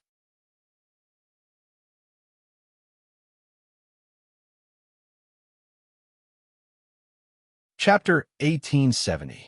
The great battle between the endless ruin and returning one had attracted the awe of all the blazing suns. But this didn't mean that they didn't care about the slaughter occurring in Xianyang. On the contrary, there were always a few gazes locked onto this place, waiting in silence. For instance, the blazing sun of Red Sea. This blazing sun was inextricably linked to that race. He was also the blazing sun that had helped the endless ruin create the calamity of the past. After witnessing Xing He's death, even though he had an extremely powerful mind, he couldn't help but feel a chill in his heart. At this moment, as he saw the black destruction snake show its might and Chenyu rush into the snake's belly, Red Sea's eyes brightened with joy. He was courting death. This judgment was the same as the black destruction serpent's. The reason he had such a judgment was because he had personally witnessed the black destruction serpent eat once. The world was vast and endless. 9 blazing suns illuminated the infinite heavens. Apart from the endless ruin and returning one that shouldn't exist in this world, they were absolutely invincible existences. However, the reason why the world was so gorgeous was because it often gave people pleasant surprises and gave them unexpected answers. For instance, Red Sea had once suffered a serious challenge in the magma world. A strange magma beast had experienced some sort of lucky chance and had transformed into a terrifying creature that had never been heard of before. It had attacked Red Sea, and that battle had been earth-shattering. Even though Red Sea was the blazing sun and was in her home field, she still wasn't able to occupy the advantage. The battle between the two sides was extremely tense. In fact, as time passed, Red Sea was furious. She realized that her control over the magma world was weakening bit by bit. In other words, her home field advantage was being forcefully occupied by this magma beast. The endless ruin had made its move. Of course, it was more accurate to say that this was the first time Red Sea had seen the Black Destruction Snake's method. It opened its mouth and swallowed. No matter how the magma beast struggled or roared, it couldn't change its final fate. It fell into the Black Destruction Snake's mouth and disappeared. And it was because of this matter that Red Sea had completely become a chess piece in the Endless Ruin's hands. She had used and controlled him. So today, as she watched Qin Yu be swallowed by the Black Destruction Snake, Red Sea relaxed. Qin Yu had died. Even if it was a blazing sun, it would not be able to escape if it fell into the belly of the Black Destruction Snake. As long as Qin Yu died, Your Excellency returning Void would be able to rest easy. Even if he couldn't kill Gue-Yi today, he would at least be in an invincible position. This was, of course, wonderful. Red Sea had never doubted His Excellency Gue-Yi's magnanimity, especially Meaty's existence. If His Excellency Gue-Yi failed, then what awaited her would definitely not be a good outcome. Roar! The Black Destruction Serpent roared, turned around, and shot into the sky, breaking through the void and disappearing. Killing Qin Yu was only a temporary victory. It wasn't their ultimate goal today. It wanted to help the sinkhole and kill Gue-Yi. In truth, in terms of hatred, the Black Destruction Serpent truly hated Gue-Yi to the bone. After all, if it wasn't for the unification back then, how could it have been blown up and turned into a black sea that couldn't move freely? It had no choice but to give up its status as a companion and become a mount controlled by the sinkhole. Bang! Within the tumbling chaos, black cracks constantly appeared. The Black Destruction Snake appeared, its icy cold and cruel eyes locking onto Gue-Yi's aura. Qin Yu died. It roared, cruel and joyful. Idiot! A rebuke came from the primal chaos. The sinkhole gnashed its teeth. The Radiance Tower is on Qin Yu. He won't die so easily. If the Radiance Tower was really so easy to break through, perhaps he wouldn't have chosen to take the risk and would have directly gone to kill Qin Yu. After all, this woman, although they were born from the same origin and had fought for countless years, he still didn't dare to say that he had seen through all of her methods and cards. This enigmatic woman naturally represented an unknown terror and danger. If it wasn't for the fact that they had no other choice, the sinkhole would never want to tear apart all pretense of cordiality with Gue-Yi and stand on a life-and-death battlefield. The Black Destruction Snake roared, "The world in my stomach can refine all things in the world. Everything will be thoroughly destroyed. So what if it's the Radiance Tower? You will still die." Within its stomach, there was an eternal sea of darkness. Qin Yu stood in the sea and couldn't help but shake his head. These words, how arrogant, how arrogant. If it were me, I definitely wouldn't be able to endure it. A faint light emitted from his armor, illuminating the surrounding sea. The stone pagoda's voice was calm. "I said that defense is the domain that I excel in." Qin Yu's eyebrows arched up. "I know, but since the sinkhole fears you, it seems that the domain that you don't excel in is also very strong." The stone pagoda. After a brief silence, it said, "What do you want to do?" Qin Yu said, "This black sea is too dark. I don't like it, so I plan to cook it." Yes, Qin Yu wanted to cook the sea. The stone pagoda had to admit that while this idea was bold and arrogant, it was also the best choice. The Black Destruction Snake was one with the sinkhole, and the two were born together. Although it had suffered a great loss when Gue-Yi smashed it to pieces, its strength still couldn't be underestimated. If he wanted to kill it, the Black Sea in front of him was the only choice. But where it was weak was its strongest point. Cooking the Black Sea could indeed kill the Black Destruction Serpent, but this Black Sea was also its strongest method of killing its enemies. To put it simply, it was very difficult. Of course it's difficult. Otherwise I would have done it myself. Why would I bother you? Qin Yu said, "You might not be able to do anything else, but something like emitting light should be simple for you, right?" The stone pagoda. It was called the Light Pagoda, so of course it could emit light. At this moment, its silence was naturally seen by Qin Yu as a tacit agreement.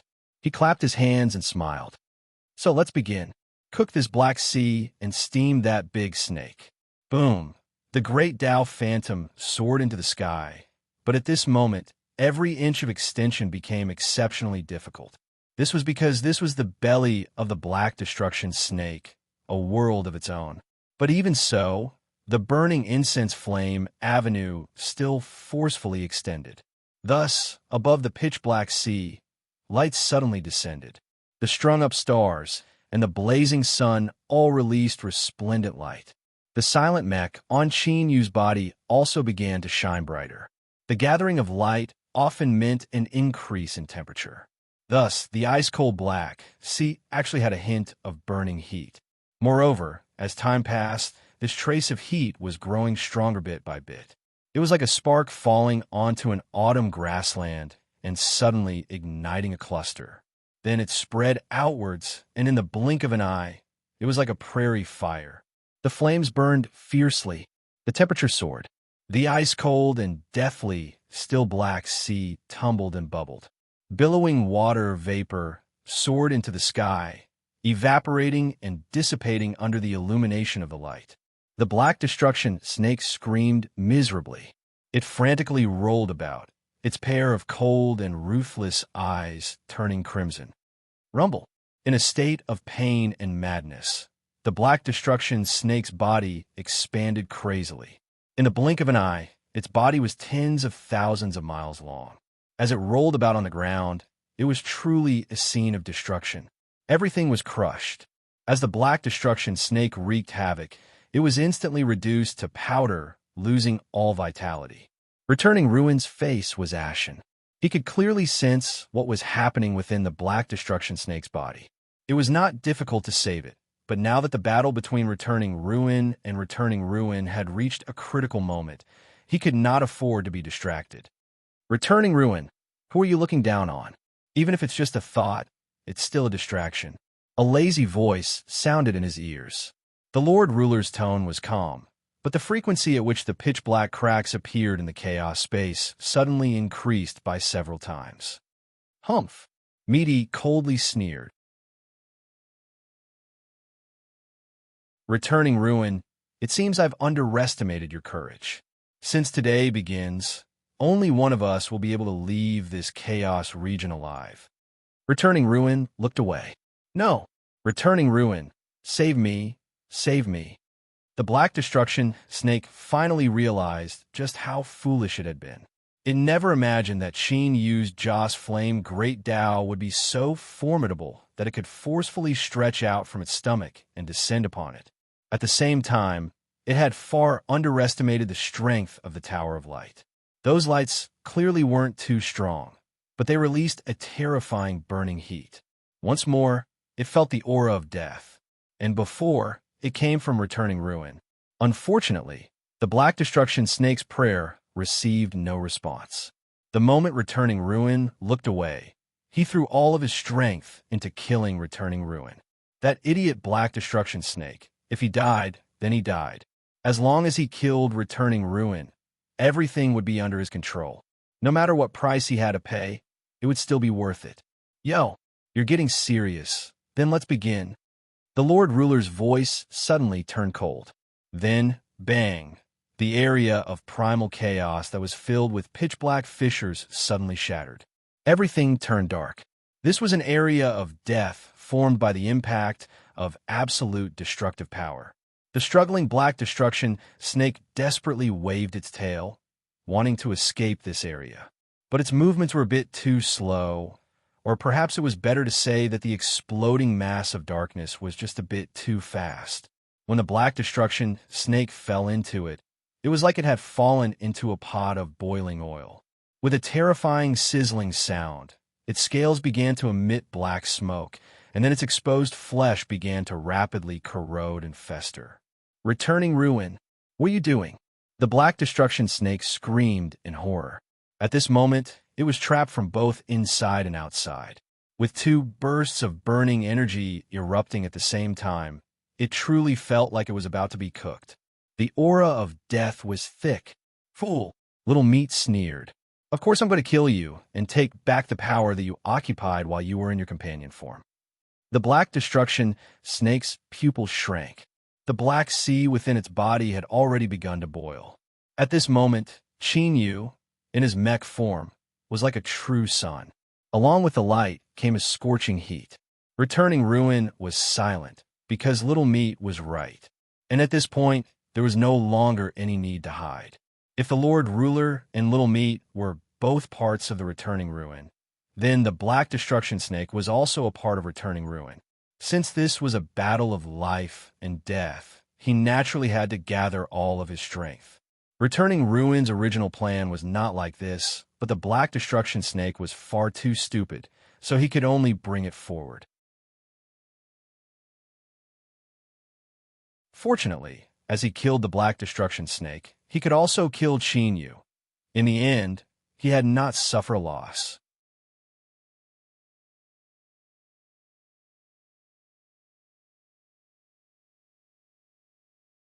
Chapter 1871. The Black Destruction Snake was dying. It was originally just a noun, but now it was used to describe the process. It desperately rolled, struggled, roared, and roared. But this couldn't change the situation the Black Destruction Snake was facing. Above the boiling black sea, Qin Yu's expression was calm.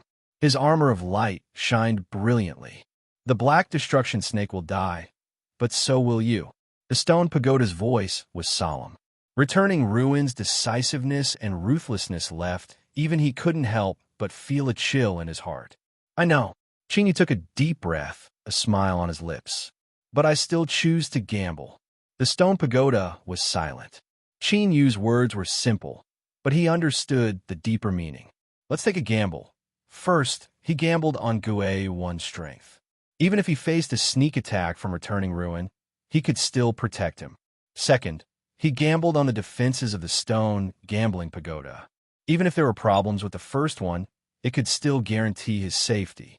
I will do my best. The stone pagoda responded. Qin Yu said, "Thank you." A sharp light flashed in the depths of his eyes. In truth, he had long been puzzled. For instance, why did the stone pagoda guarantee his survival? Was it because Gue One and the stone pagoda had reached some sort of agreement? Or perhaps there were some other secrets? Qin Yu wanted to know the reason, but he remained silent. This was because now wasn't a good time to ask. Right now, the most important thing was to eliminate Returning Ruin. Since he had already made his move, Gue One wouldn't miss this chance. The power of destruction raged inside and outside. In its despair, the Black Destruction Snake finally fell to the ground. Its massive body shattered and disintegrated.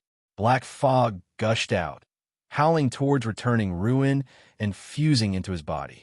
Returning Ruin's aura suddenly rose. Without hesitation, he lifted his hand and grasped forward. This strike wasn't aimed at Qin Yu, but at suppressing the Lord Ruler and Little Meaty. Because right now, he didn't need to attack Qin Yu. Just the shockwaves produced by the battle between the two sides were enough to easily cause Qin Yu to fall beyond redemption. Thus, he wanted to suppress Gue One. Before they completed their fusion, this wasn't difficult at all. In particular, the current Returning Ruin was in a complete state that had never been revealed before. It could be said that leaving the Black Destruction Snake until today was another trump card that the Bottomless Abyss had deliberately prepared. This card wasn't fatal, but it could help Returning Ruin establish a sufficient advantage at a critical moment. Bang! The rays of light around Qin Yu's body were shattering and dispersing. That was the result of the destructive power released during the battle between the Void, Ending, and Unity. It was a result of the mountain-toppling, sea-overturning destruction. This was also the reason why the sinkhole was certain that Qin Yu would die. This strength was the fusion of Returning and his own strength. It would indeed be difficult for him to break through the defenses of the Radiance Tower by himself. However, fusing with the power of Unity would become an extremely simple matter. It was not only because it was a simple question of 1 plus 1, but also because what was stacked together was the ultimate in the unification.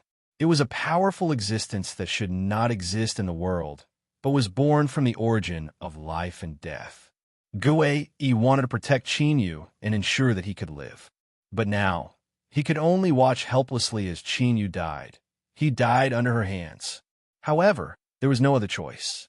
Because if she held back in today's battle, she would definitely die. If it didn't hold back, Chinyu would die. This was not an easy choice to make. The sinkhole was looking forward to it. Facing the terrifying impact of the outside world, he was like a fragile egg sandwiched between two mountains. Even so, his expression remained calm. Silence. From the looks of it, he had temporarily lost the first bet. Of course, it was only temporary.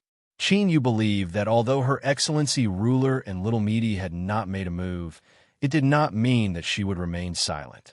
They were probably waiting for an opportunity. Fortunately, the stone tower's defensive power was, as he had said, it was extremely powerful. Facing the impact of the battle between the Void, Ending, and Gue, it could still guarantee that Chinyu would remain unscathed. The only pity was that this kind of unscathed state could not last long. Kacha! Kacha! An extremely subtle cracking sound constantly rang in his ears. Although the stone tower remained silent, Chinyu knew that it was in the process of cracking. How much time do I have? The stone tower thought for a moment and gave an answer after a brief pause. Between 120 to 140 breaths. Chinyu raised his eyebrows.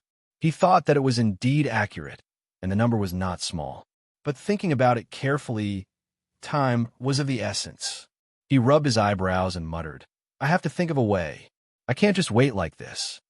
The stone tower said, Chinyu, your best choice is to silently wait and do nothing. It gave its own reminder. Perhaps because of the situation Chinyu was facing, its tone was heavy and oppressive. But even more so, it was earnest. In the stone tower's opinion, any attempt Chinyu made was meaningless in the face of an absolute disparity in strength. In the battle between the Void, Ending, and Gate, even the stone tower could only lower its head and endure, passively shattering. Chinyu was strong, stronger than the stone tower expected. But if he wanted to intervene in this war, he was still far from enough. To put it more bluntly, if he overestimated his own strength and rashly attacked, it would only lead to his own death. I understand what you mean, and I'm certainly not a fellow that is stupid enough to seek death. Chinyu let out a breath. But I always feel that I have to do something in this war, and this is also the reason why I came here. The stone tower was silent for a brief moment. It was unknown what it thought of, but it actually changed its mind. What do you want to do? Chinyu said, To tell the truth, I don't know right now. If I have to give you an answer, then I will have to wait a little longer. What to do? He didn't know. Wait for what? He had no idea. This was quite comical, especially in this sort of situation where he could die at any moment. But as time passed, Chinyu's intuition became increasingly clear. Something was definitely going to happen. The center of the war was the domain of the Void, Ending, and Gue. No one could interfere. The Lord Ruler gently sighed. Chinyu is here. Little Meaty had no expression. I know, this boy, he's quite bold. He really doesn't know how the word death is written. The Lord Ruler's tone was light. The Tower of Radiance's defenses are indeed strong, but in this state, it won't be able to last too long. If it couldn't persist, then it would shatter. And once the Tower of Radiance shattered, all that awaited Chinyu was death. Little Meaty looked up, her eyes flat. What do you want to say? The Lord Ruler smiled. What I want to say is that it is time to end this separation between us. That's right. Little Meaty nodded. Her expression was calm. Then let it end. In the next moment, she closed her eyes. But after a breath of time, her eyes flew open. Her face stiffened, a complex expression of shock and astonishment crossing over her face. Why? Little Meaty asked in a low voice. Across from her, the Lord Ruler waved his hand. You are me, and I am you. In essence, there is no difference. But compared to me, you little fellow are obviously more wronged. I didn't have the time. Really, I didn't have the time to truly take a look at the world.